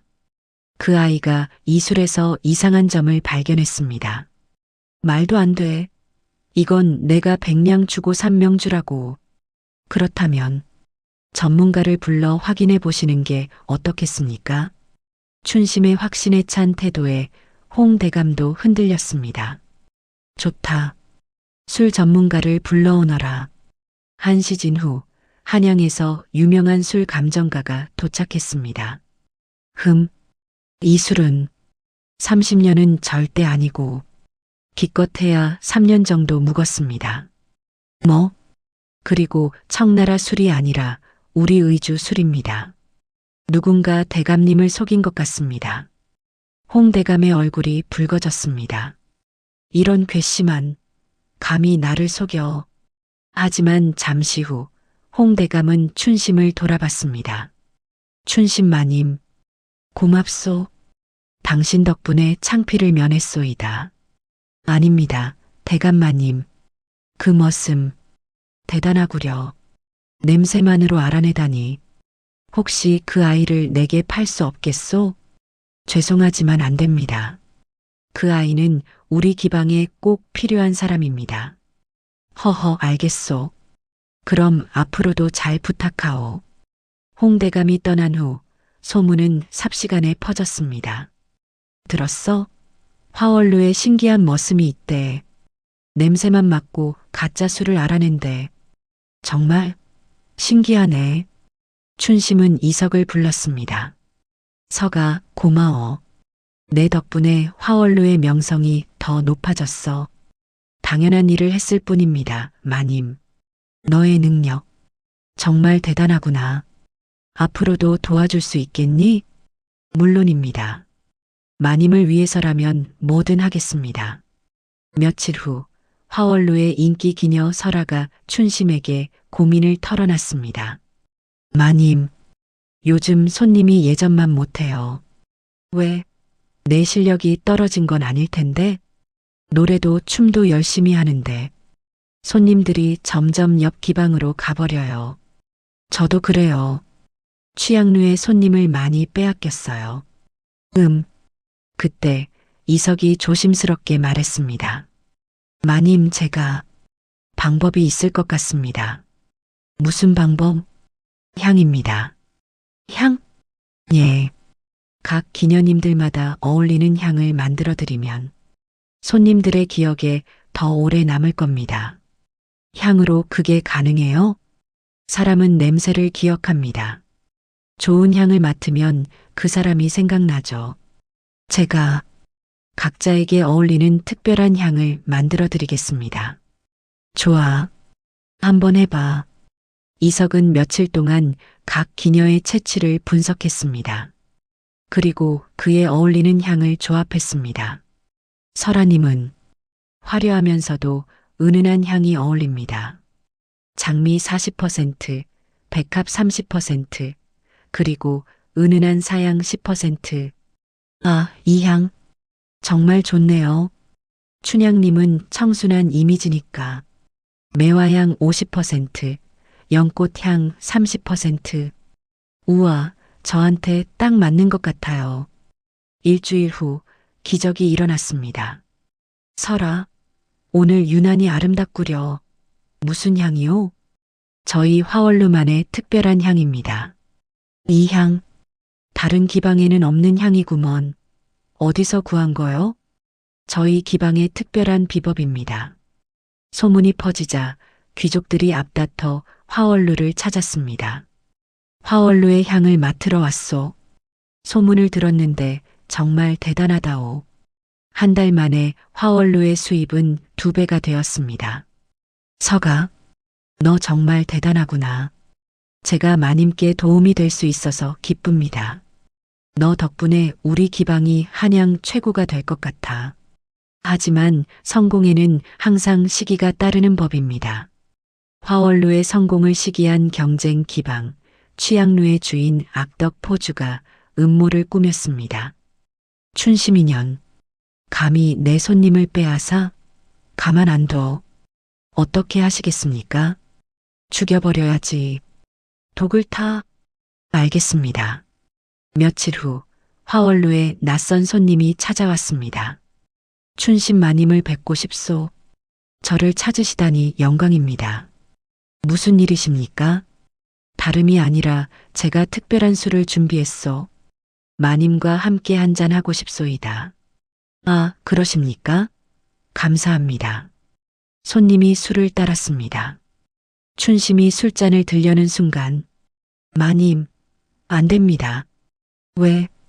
이 술, 비소 냄새가 납니다. 이놈이 무슨 헛소리를. 헛소리가 아닙니다. 이 술에서 나는 냄새, 톡 쏘는 아몬드 향, 비소독의 특징입니다. 그래, 그럼 확인해 보지. 춘심이 술을 마당의 개에게 향기를 맡게 하였습니다. 개는 향기에 취해 기절하고 말았습니다. 잡아라. 예. 놓으라고. 자객은 붙잡혔고 고문 끝에 배우를 실토했습니다. 취향루 주인이 시켰소. 춘심을 죽이라고. 감히. 춘심은 즉시 관아에 고발했습니다. 악덕 포주는 잡혀가 곤장 100대를 맞고 유배를 떠났습니다. 그날 밤 춘심은 이석을 불렀습니다. 서가, 고마워. 내가 아니었으면 나는 죽었을 거야. 당연한 일을 했을 뿐입니다. 너는 2번이나 내 목숨을 구했어. 나는 너에게 빚을 졌어. 아닙니다, 마님. 마님이 저를 구해주셨잖습니까? 저는 그저 은혜를 갚고 있을 뿐입니다. 춘심은 이석을 보며 깨달았습니다. 이 사내는 단순한 머슴이 아니라 자신의 목숨을 지켜주는 수호자라는 것을. 며칠 후 화월루에 고위 관리 한 명이 찾아왔습니다. 춘심 마님, 오늘 밤 특별히 조용한 방을 부탁하오. 알겠습니다. 가장 좋은 방을 준비하겠습니다. 하지만 이석이 춘심을 붙잡았습니다. 마님, 저 사람 위험합니다. 왜? 냄새가 보통이 아닙니다. 식은땀 냄새, 강한 긴장의 냄새, 뭔가 나쁜 일을 꾸미고 있습니다. 확실해? 예. 제 코는 틀린 적이 없습니다. 알았어. 몰래 감시해. 그날 밤 이석은 몰래 박 관리의 방을 지켜봤습니다. 그리고 충격적인 장면을 목격했습니다. 이 문서를 여기 숨겨두면 나중에 춘심에게 영모 누명을 씌울 수 있지. 박 관리는 춘심의 방에 영모 문서를 몰래 숨겼던 것입니다. 역시 이석은 즉시 춘심에게 알렸습니다. 마님, 저 사람이 마님 방에 영모 문서를 숨겼습니다. 뭐? 나중에 마님을 영모죄로 고발하려는 속셈입니다. 이런 간악한 놈. 춘심은 즉시 문서를 찾아내 관아에 고발했습니다. 이 문서, 영모의 증거로구나. 박 관리를 잡아들여라. 억울하오. 나는. 입 닥쳐라. 증거가 명명백백하다. 박 관리는 참수형에 처해졌고 춘심은 위기를 또 한 번 넘겼습니다. 서가, 너는 정말 신기한 사람이야. 코로 사람의 마음까지 읽다니. 사람은 거짓말을 해도 몸은 거짓말을 못합니다. 긴장하면 식은땀 냄새가 나고 두려우면 또 다른 냄새가 나죠. 대단해. 너 같은 사람은 처음 봐. 어느 날 화월루의 인기 기녀 춘향이 무대에 올랐습니다. 아리랑 아리랑 아라리요. 춘향 언니 최고. 하지만 이석의 표정이 굳었습니다. 저 냄새는. 공연이 끝난 후 이석이 춘심에게 말했습니다. 마님, 춘향님이 위험합니다. 무슨 소리야? 멀쩡해 보이던데? 아닙니다. 폐에서 이상한 냄새가 납니다. 폐병 초기 증상입니다. 확실해? 예. 지금 치료하지 않으면 3개월 안에 위독해집니다. 춘심은 즉시 한양 최고의 명의를 불렀습니다. 이 기녀 정말 폐병 초기 증상이 있소이다. 누가 알아냈소? 우리 집 머슴입니다. 놀랍구려. 의원도 발견하기 힘든걸. 냄새로 알아내다니. 춘향은 즉시 치료를 시작했고 3개월 후 완쾌했습니다. 은인이십니다. 저를 살려주셔서 정말 감사합니다. 아닙니다. 당연한 일을 했을 뿐입니다. 이 소문도 퍼졌습니다. 화월루 머슴이 코로 병을 고친대. 신의가 따로 없네. 정말 신기한 사람이야. 이석의 소문은 조선을 넘어 청나라까지 퍼졌습니다.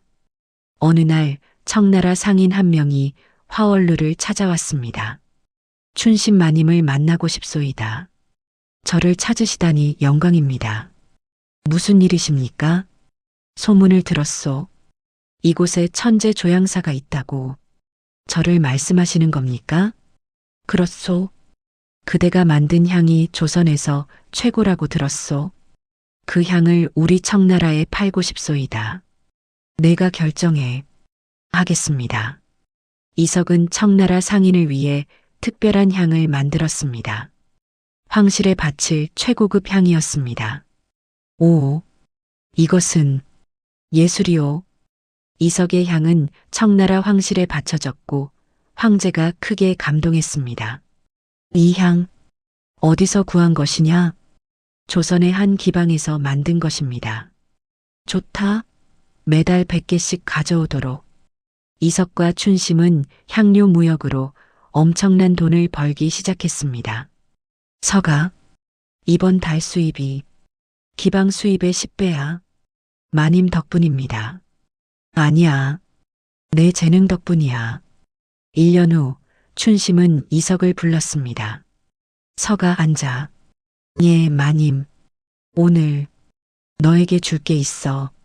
춘심이 문서 한 장을 내밀었습니다. 이건 노비 해방 문서야. 오늘부터 넌 자유인이야. 마님. 그리고 이것도. 춘심이 큰 자루를 내밀었습니다. 안에는 은자가 가득했습니다. 이건 향 무역 수입의 절반이야.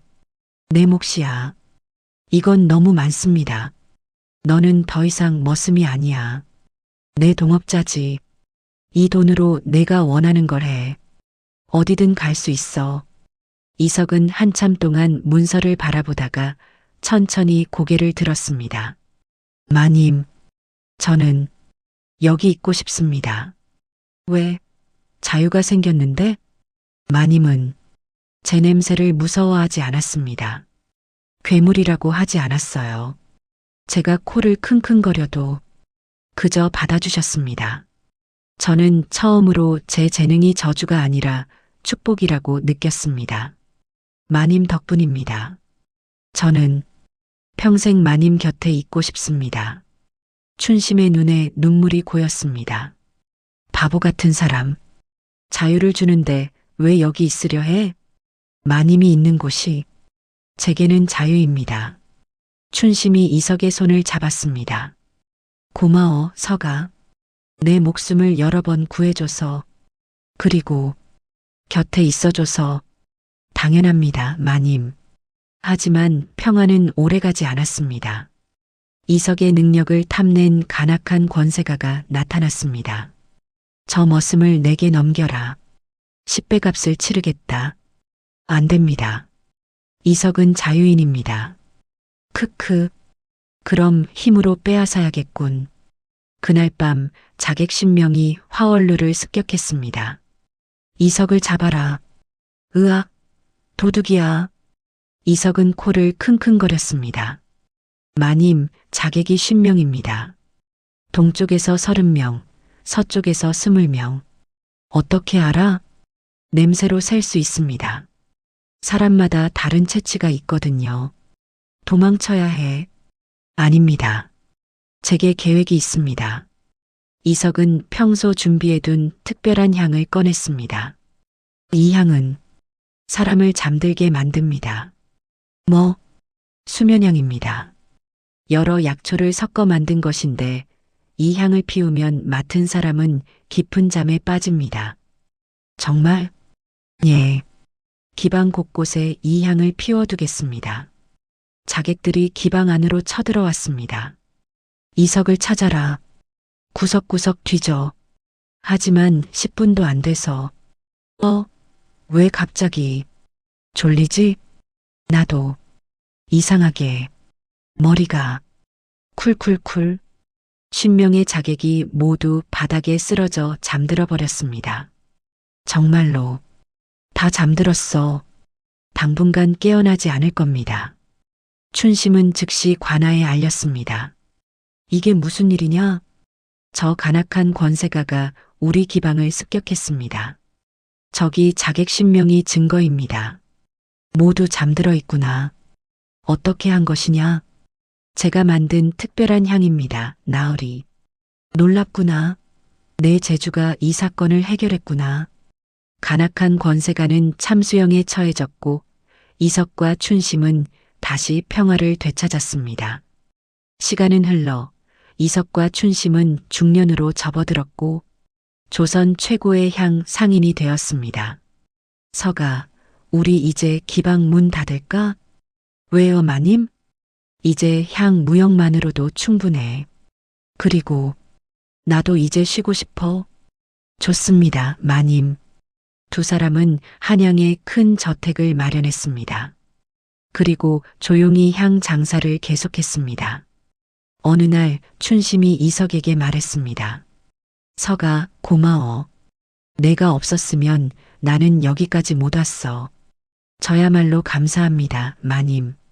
마님이 없었다면 저는 여전히 장터에 쓸모없는 노비였을 거예요. 우리 참 잘 만났다. 그치? 그렇습니다. 두 사람은 서로를 의지하며 오래오래 행복하게 살았습니다. 한 사람은 코로 세상을 구했고 한 사람은 마음으로 사람을 구했습니다.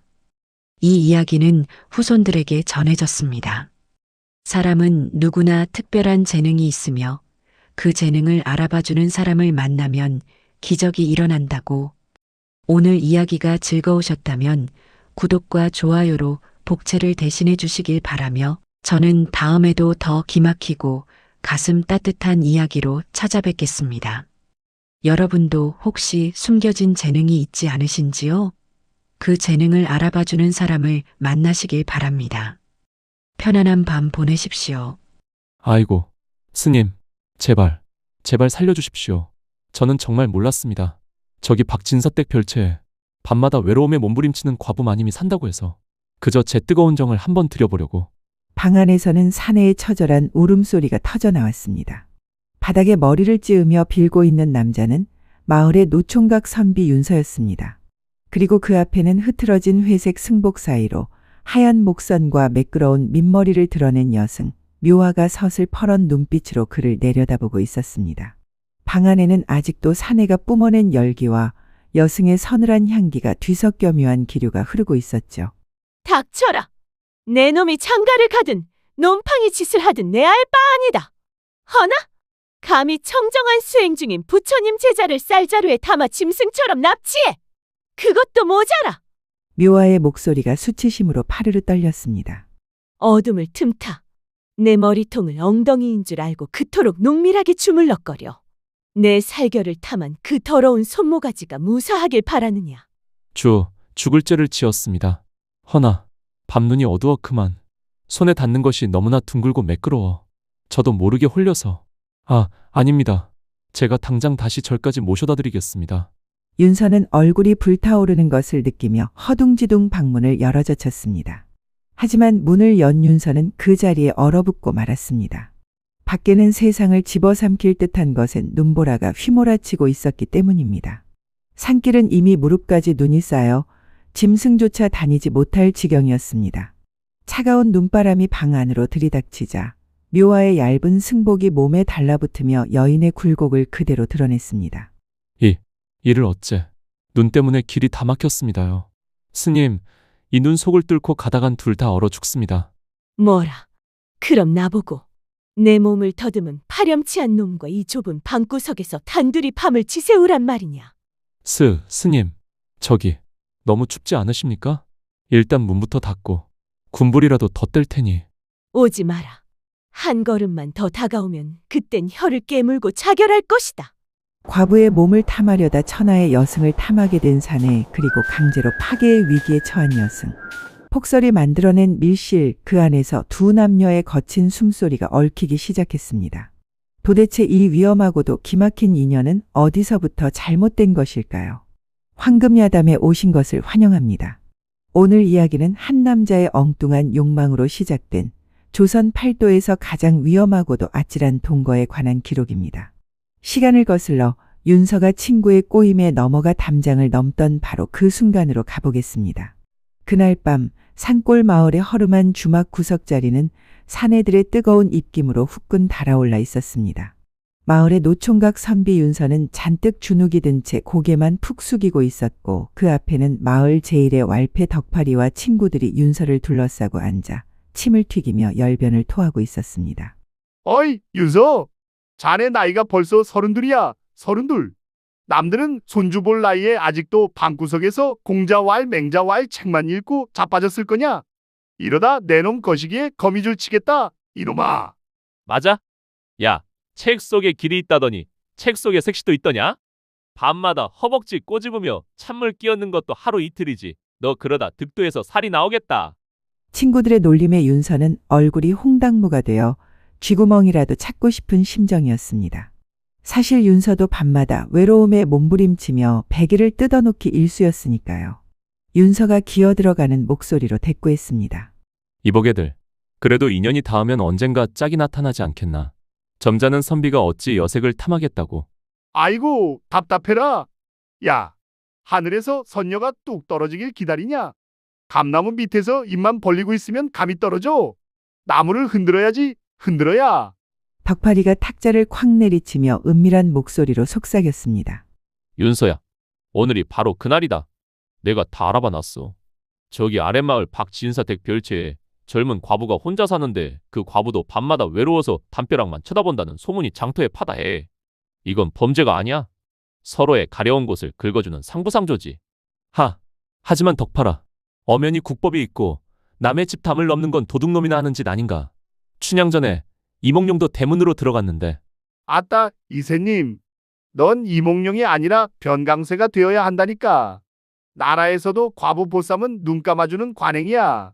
과부는 재혼 금지법 피해서 좋고 너는 토끼 같은 마누라 얻어서 좋고.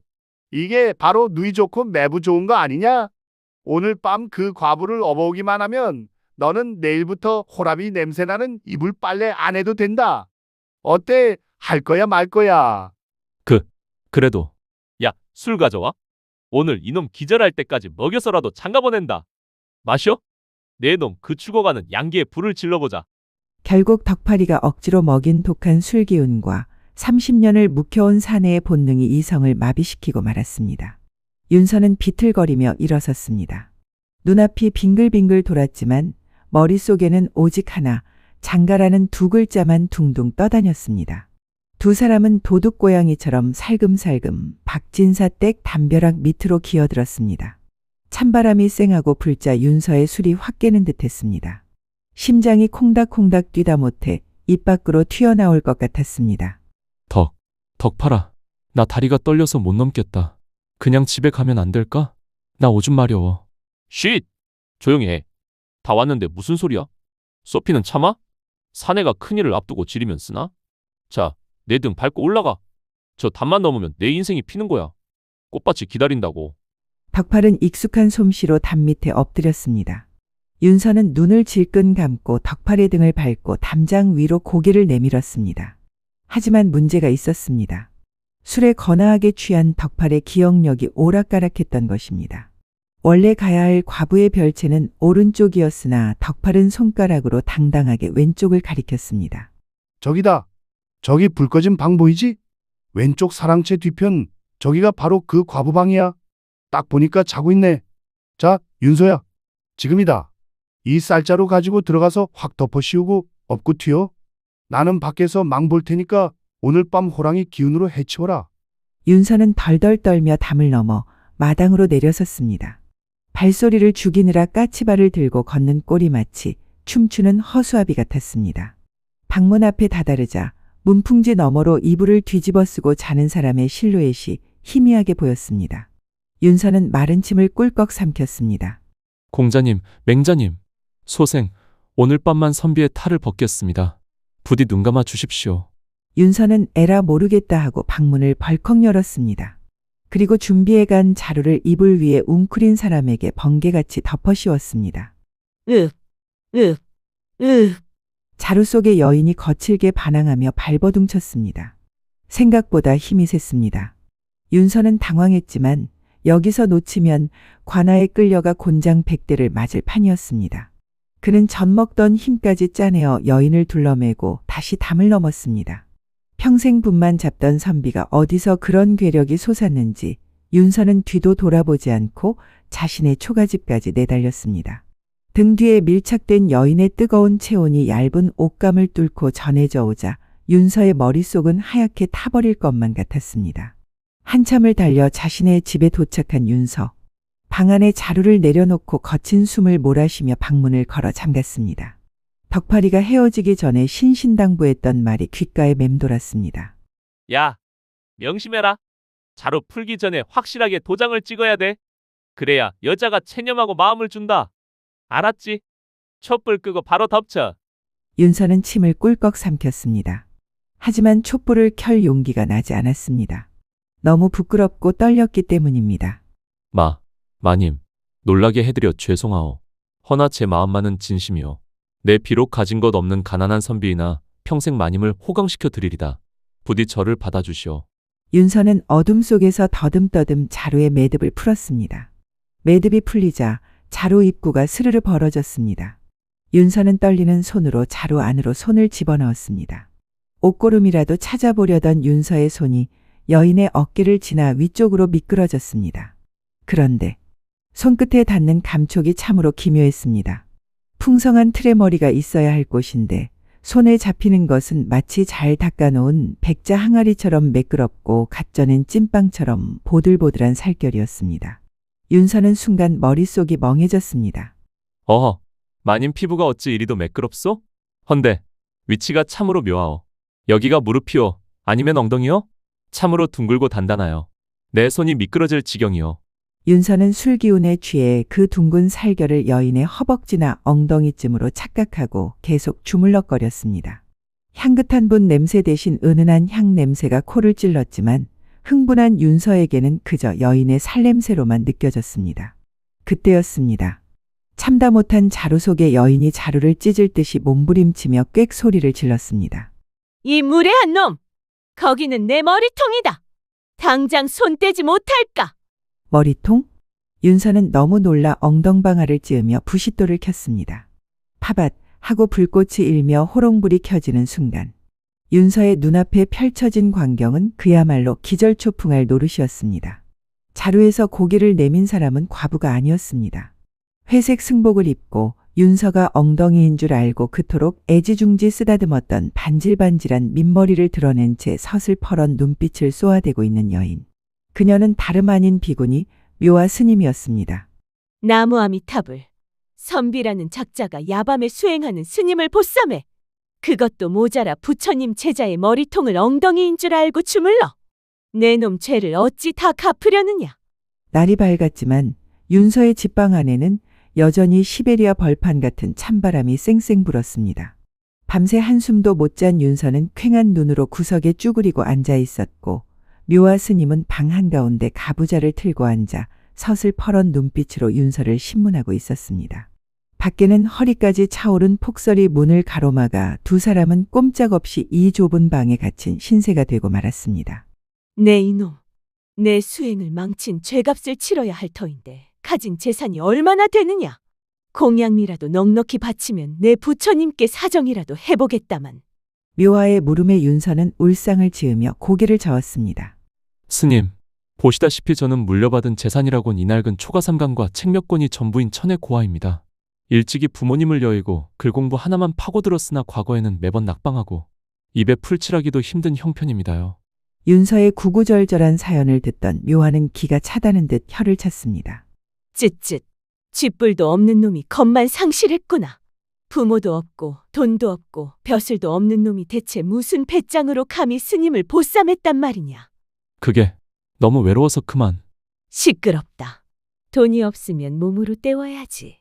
내 너에게 자비를 베풀어 특별한 형벌을 내리겠다. 묘화는 손가락을 하나씩 펴며 죄목을 나열했습니다. 첫째, 수행자를 납치하여 감금한 죄 1000배. 둘째, 신성한 머리통을 엉덩이로 착각하고 주물럭거린 성추행 및 모욕죄 2000배. 합이 매일 3000배다. 눈이 녹아 길이 뚫릴 때까지 너는 매일 새벽 나에게 3000배를 올려야 한다. 알겠느냐? 3000배요? 108배도 아니고 3000배면 무릎이 남아나질 않습니다. 싫으냐? 그럼 지금 당장 혀를 깨물고 죽어라. 나도 너 따라 죽어서 저승 가서 염라대왕님 앞에서 시시비비를 가려보자.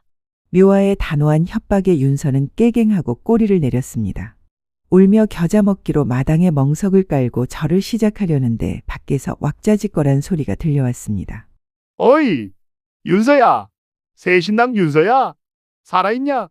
대문 밖에서 들리는 목소리는 어젯밤 윤서를 꼬드겨 이 사단이 나게 만든 장본인 덕파리와 동네 건달 친구들이었습니다. 그들은 폭설을 뚫고 윤서의 성공적인 첫날 밤을 축하해 주겠다며 해장술과 개고기 안주를 바리바리 싸들고 쳐들어온 것이었습니다. 야, 문 열어라. 어젯밤에 도장은 잘 찍었는가? 과부댁 살결이 찹쌀떡 같더냐. 아니면 찐빵 같더냐? 우리도 구경 좀 하자. 덕파리가 음담패설을 늘어놓으며 방문을 벌컥 열어젖혔습니다. 자, 형님들이 축하주 가져왔. 헉? 방문을 연 덕파리와 친구들은 그 자리에 얼어붙고 말았습니다. 이불을 뒤집어 쓰고 부끄러워하는 과부는 온데간데 없고 회색 승복을 입은 여승이 도끼 눈을 뜨고 그들을 노려보고 있었기 때문입니다. 묘화의 손에는 목탁 대신 굵직한 홍두깨가 들려 있었습니다. 아니, 귀신인가? 왜 방 안에 스님이 계시오? 덕파리가 뒷걸음질 치자 묘화가 벌떡 일어나 방문 앞을 가로막았습니다. 내 놈들이구나. 부모 없는 순진한 놈을 꼬드겨 범죄를 저지르게 한 공범들이. 공범이라니요? 우리는 그저 친구 장가 좀 보내주려고. 닥쳐라. 내 놈들의 그 더러운 주둥아리가 화를 불렀다. 부처님 제자를 납치하라고 사주한 죄, 신성한 수행처를 술판으로 만들려 한 죄. 내 놈들은 죽어서 지옥에 가면 혀부터 뽑혀 쟁기질을 당할 것이다. 묘화가 불교의 지옥도와 인과응보를 줄줄 읊어대며 호통을 치자 미신을 무서워하는 시골 건달들은 사시나무 떨듯 떨었습니다. 묘화의 기세는 산전수전 다 겪은 주막집 주모보다 더 매서웠습니다. 스님, 잘못했습니다. 저희는 그냥 가보겠습니다. 친구들이 도망치려 하자 묘화가 홍두깨로 마루를 콱 내리쳤습니다. 어딜 도망가. 그냥 가면 부처님 노여움을 사서 내 놈들 자식의 자식까지 3대가 재수 없을 것이다. 당장 죄를 씻고 가지 못할까. 어떻게 씻습니까요? 묘화는 씩 웃으며 부엌으로 들어가더니 숟가락 3개를 들고 나왔습니다. 그리고 허리까지 쌓인 마당에 눈을 가리켰습니다. 저 눈이 보이지? 저 눈 때문에 내가 절로 돌아가지 못하고 있다. 너희가 결자해지해야지. 지금 당장 저 마당과 산길의 눈을 치워라. 예. 넉가래 가져와서 금방 치우겠습니다. 누가 넉가래를 쓰라 했느냐? 수행은 정성이다. 이 숟가락으로 퍼날라라. 예? 이 많은 눈을 숟가락으로요? 싫으냐? 그럼 3대가 재수 없을 텐데. 결국 윤서의 집 마당에는 기막힌 진풍경이 벌어졌습니다. 방 안에서는 윤서가 땀을 뻘뻘 흘리며 299, 300 숫자를 세며 절을 하고 있었고 마당에서는 덕파리와 친구들이 숟가락을 들고 오리걸음을 하며 눈을 퍼 나르고 있었습니다. 아이고, 허리야. 야, 덕파라. 이게 뭔 짓이냐? 과부 보쌈한다며. 나도 몰라. 진짜 스님 독하네. 숟가락이 휘어지겠다. 친구들은 투덜대면서도 문지방에 앉아 차를 마시며 감시하는 묘화의 눈빛이 무서워 꾀를 부리지도 못했습니다.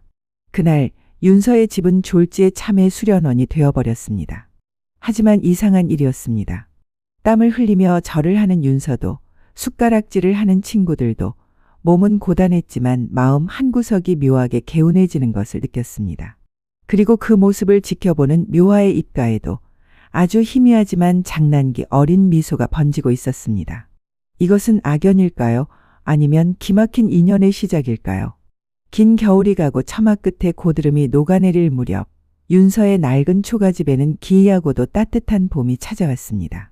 눈보라에 갇혀 시작된 강제 동거였으나 묘화에게 이 가난한 집구석은 또 다른 수행의 장소였습니다. 그녀는 절간에서 익힌 정갈한 솜씨로 윤서의 살림을 하나하나 뜯어고치기 시작했습니다. 구멍난 문풍지를 바르는 그녀의 손길은 불상을 닦듯 경건했고 터진 속옷을 기워내는 바느질 솜씨는 부처님의 가사를 짓듯 정성스러웠습니다. 윤서가 뗄감이 없어 냉골에서 자려 하면 묘화는 산에서 솔갈비를 긁어모아 아궁이를 데웠고 거친 보리쌀을 씻을 때도 염불을 외듯 정성을 다했습니다. 스님, 아니 낭자. 어찌 이리 누추한 살림에 정성을 쏟으시오? 그냥 대충 살아도 되는데. 어허, 서방님. 수행자가 어찌 대충을 입에 담습니까? 밥 한 톨, 실 한 오라기에도 우주의 이치가 있는 법. 이 낡은 옷을 기워 서방님의 추위를 막는 것이 제게는 108배보다 더 귀한 공덕입니다. 묘화의 말에 윤서는 가슴이 먹먹해졌습니다. 그녀가 차려낸 밥상은 산나물 몇 가지뿐인 소박한 것이었으나 그 안에는 윤서를 향한 지극한 마음이 담겨 있었습니다. 밥을 먹는 윤서의 눈시울이 붉어지면 묘화는 모른 척 숭늉을 건네며 무뚝뚝하게 말하곤 했죠. 체합니다. 꼭꼭 씹으십시오. 그 사이 묘화의 반질반질하던 민머리에는 까까머리를 지나 단발 같은 머리카락이 자라났습니다. 머리카락이 자랄수록 그녀의 미모는 달빛처럼 환하게 피어났고 윤서는 글을 읽다가도 묘화의 뒷모습을 훔쳐보느라 책장을 넘기지 못했습니다. 윤서의 마음속에는 존경과 연정이 뒤섞인 거대한 파도가 일렁이고 있었죠. 하지만 행복은 언제나 시련을 동반하는 법. 눈 녹은 길을 따라 불청객들이 들이닥쳤습니다. 윤서의 집 마당으로 근엄한 표정의 노승과 덩치 큰 승려들이 들이닥친 것입니다. 묘화가 수행하던 절의 주지 스님이었습니다. 네 이놈! 감히 청정한 비구니를 납치해 감금하다니! 내 놈을 관아에 넘겨 능지처참을 당하게 할 것이다. 묘하야, 어서 나오너라. 내가 겪었을 수모를 생각하니 내 가슴이 찢어지는구나. 윤서는 사색이 되었습니다. 하지만 그는 두려움에 떨면서도 방문을 막아서며 소리쳤습니다. 술 취한 제가 미쳐서 저지른 짓이니 저만 잡아가십시오. 윤서가 포승줄에 묶이려는 찰나 방문이 열리고 묘화가 걸어 나왔습니다. 그녀의 모습에 주지 스님은 멈칫했습니다. 승복 대신 윤서가 사다 준 무명 치마 저고리를 입은 그녀는 더 이상 비구니가 아니었습니다. 묘하야, 그 차림새는 무엇이냐? 설마 파괴라도 하겠다는 것이냐? 묘화는 주지 스님 앞에 무릎을 꿇지 않고 꼿꼿이 서서 합장을 올렸습니다. 큰 스님, 저는 돌아가지 않겠습니다. 뭐라? 고작 사내의 정에 이끌려 부처님과의 약속을 저버리겠다는 게냐? 내 그동안 쌓은 공덕이 아깝지도 않으냐? 스님, 저는 절에 있을 때 흙탕물 하나 묻지 않은 깨끗한 연꽃이 되고자 했습니다. 허나 이곳에 와서 깨달았습니다. 진흙이 없으면 연꽃은 피지 않는다는 것을요. 묘화는 멍투성이가 된 윤서의 손을 잡았습니다. 절간의 목탁 소리는 마음을 맑게 하지만 배고픈 자의 배를 채워주지는 못합니다. 저는 이 가난하고 어리석은 사내의 곁에서 밥을 짓고 옷을 기우며 제 손으로 직접 중생을 구제하려 합니다. 산속의 부처는 나무 토막일 뿐이나 이 사내의 눈 속에 비친 저는 살아있는 보살입니다. 그것은 궤변이다. 그저 사내의 품이 그리운 것을 어찌 불도에 갖다 붙이느냐? 그리 생각하셔도 좋습니다. 허나 스님, 만약 제가 이 사람을 버리고 절로 돌아가면 이 사람은 평생 죄책감과 외로움 속에 죽어갈 것입니다. 한 사람도 구하지 못하는 자비가 어찌만 중생을 구하겠습니까? 저는 오늘부로 파괴하여 이 남자의 아내가 되는 고행을 자처하겠습니다. 묘화의 눈빛은 흔들림이 없었습니다. 그것은 욕망의 눈먼 여인의 눈이 아니라 자신의 운명을 스스로 개척하려는 수행자의 결기였습니다. 주지 스님은 한참을 묘화와 윤서를 번갈아 보더니 긴 한숨을 내쉬었습니다. 허허, 졌어. 머리카락이 자라더니 혀에도 뼈가 자랐구나. 내 뜻이 정 그러하다면 가거라. 허나 명심해라. 속세의 삶은 절간의 수행보다 100배는 더 고단할 것이다. 주지 스님과 일행이 산을 내려가자 윤서는 다리에 힘이 풀려 주저앉았습니다. 묘화는 그런 윤서를 일으켜 세우고 먼지를 털어주었습니다. 서방님, 많이 놀라셨습니까? 스님, 아니 부인, 정말 괜찮으시겠소? 저 같은 놈 때문에 그 귀한 길을 포기하시고. 포기한 것이 아니라 선택한 것입니다. 이제 서방님은 제 남편이자 제가 평생 닦아야 할 도량입니다. 각오하십시오. 그날 밤 두 사람은 촛불 아래 마주 앉았습니다. 윤서는 감격에 겨워 울먹이다가 조심스럽게 손을 뻗어 촛불을 끄려 했습니다. 부인, 첫날 밤인데 불을 끄는 것이 예의겠지요? 그때 묘화가 윤서의 손목을 덥석 잡았습니다. 그리고 요염하면서도 장난기 가득한 눈빛으로 윤서를 쏘아보았습니다. 끄지 마십시오. 예? 부끄러워서. 어두우면 서방님이 또 제 머리통을 엉덩이로 착각하고 주무를까 겁이 납니다. 그날의 실수가 억울하지도 않으십니까? 아, 그건. 오늘은 불을 환하게 켜고 똑똑히 보십시오. 제가 근엄한 스님인지 아니면 당신의 사랑을 기다리는 여인인지 제 머리부터 발끝까지 헷갈리지 않게 서방님 눈에 새겨드리겠습니다. 윤서의 얼굴이 붉게 달아올랐습니다. 묘화는 윤서의 품으로 파고들었고 윤서는 떨리는 손으로 그녀를 으스러져라 껴안았습니다. 방 안에는 촛불이 일렁거렸고 두 사람의 그림자는 하나가 되어 밤이 새도록 춤을 추었습니다. 그것은 묘화가 선택한 가장 과감한 파괴이자 윤서가 맞이한 생애 최고의 극락이었습니다. 파기를 선언한 묘화가 윤서의 좁은 방으로 들어앉은 후 그 집 문풍지는 밤마다 쉴 새 없이 떨렸습니다. 가난은 두 사람에게 아무런 장애가 되지 않았습니다. 오히려 좁은 단칸방은 두 사람의 숨결을 섞기에 더할 나위 없이 아늑한 둥지였으니까요. 호롱불 아래 윤서는 글을 읽고 묘화는 그 옆에서 바느질을 하고 있었습니다. 묘화의 목덜미에 송골송골 땀방울이 맺혀 있었습니다. 거참, 글자가 눈에 들어오질 않는구려. 왜요? 공자님 말씀이 지루하십니까? 공자님 말씀은 고리타분한데 당신의 바느질하는 손끝은 어찌 그리 요란하오? 바늘이 천을 뚫는 소리가 마치 내 심장을 콕콕 찌르는 것 같소. 묘화가 피식 웃으며 고개를 돌렸습니다. 촛불 아래 드러난 목선이 눈부시게 휘었습니다. 서방님도 참 글 공부하시라 했지 제 몸 공부하시라 했습니까? 과거 급제 못하시면 오늘 밤 특별 수업은 없습니다. 아니, 그건 너무 가혹하오. 내 낮에는 공자를 섬기되 밤에는 오직 당신만을 섬기기로 맹세하지 않았소. 이리 와보시오. 내 당신의 그 반질반질했던 머리가 그리워 죽겠소. 윤서는 책을 덮어버리고 묘화의 허리를 낚아챘습니다. 묘화는 못 이기는 척 그의 품에 안겼습니다. 윤서의 투박한 손이 묘화의 저고리 고름을 스칠 때마다 방 안의 공기는 꿀처럼 끈적해졌습니다. 그들의 밤은 경전보다 깊었고 목탁 소리보다 더 리듬감이 넘쳤습니다. 하지만 그들의 달콤한 신혼을 시기하듯 마을에는 먹구름이 끼었습니다. 고을의 토호 세력인 변진사가 가난한 소장농들에게 억지 빚을 씌우고 갚지 못하면 딸들을 첩으로 빼앗아가려 했던 것입니다. 마을이 울음바다가 되자 윤서는 더 이상 참을 수 없었습니다. 그는 묘화가 다듬어준 갓을 쓰고 장터 한복판으로 나섰습니다. 숫기 없던 예전의 윤서가 아니었습니다.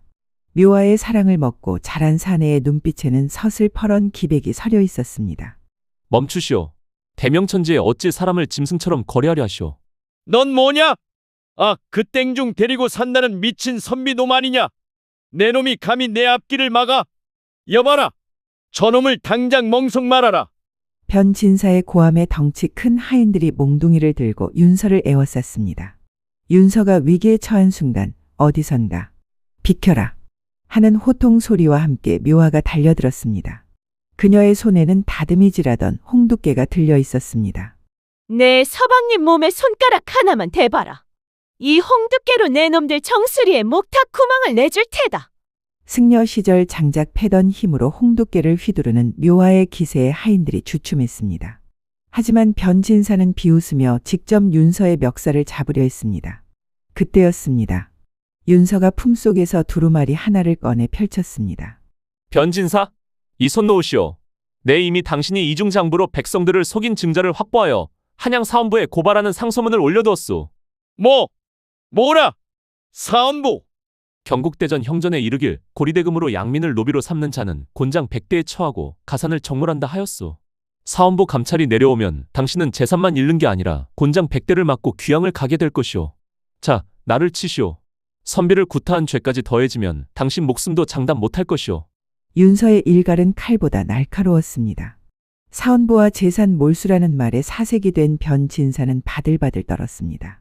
구경하던 백성들이 와 하고 환호성을 지르며 몰려들자 겁을 먹은 변진사는 두고 보자는 말만 남기고 주랭랑을 쳤습니다. 그것은 무력이 아닌 윤서의 지혜와 묘화의 용기가 만들어낸 통쾌한 승리였습니다.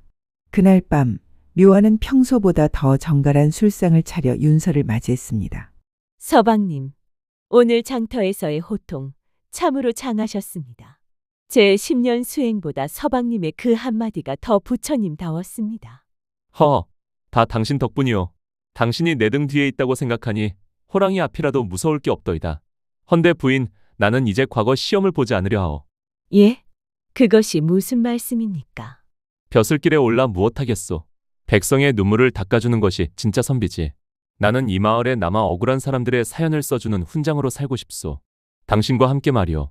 묘화는 말없이 윤서의 손을 잡았습니다. 그것은 그 어떤 금관보다 더 빛나는 선택이었습니다. 그 기백으로 오늘 밤은 저를 한번 혼내주지 않으시렵니까? 혼내주다니? 어찌 감히 부처님 제자를. 이 방 안에서는 부처님 제자가 아닙니다. 그저 서방님의 사랑을 갈구하는 아녀자일 뿐이지요. 어서요, 변지 인사를 혼내주던 그 솜씨로 제 마음속 번뇌도 쫓아내 주십시오.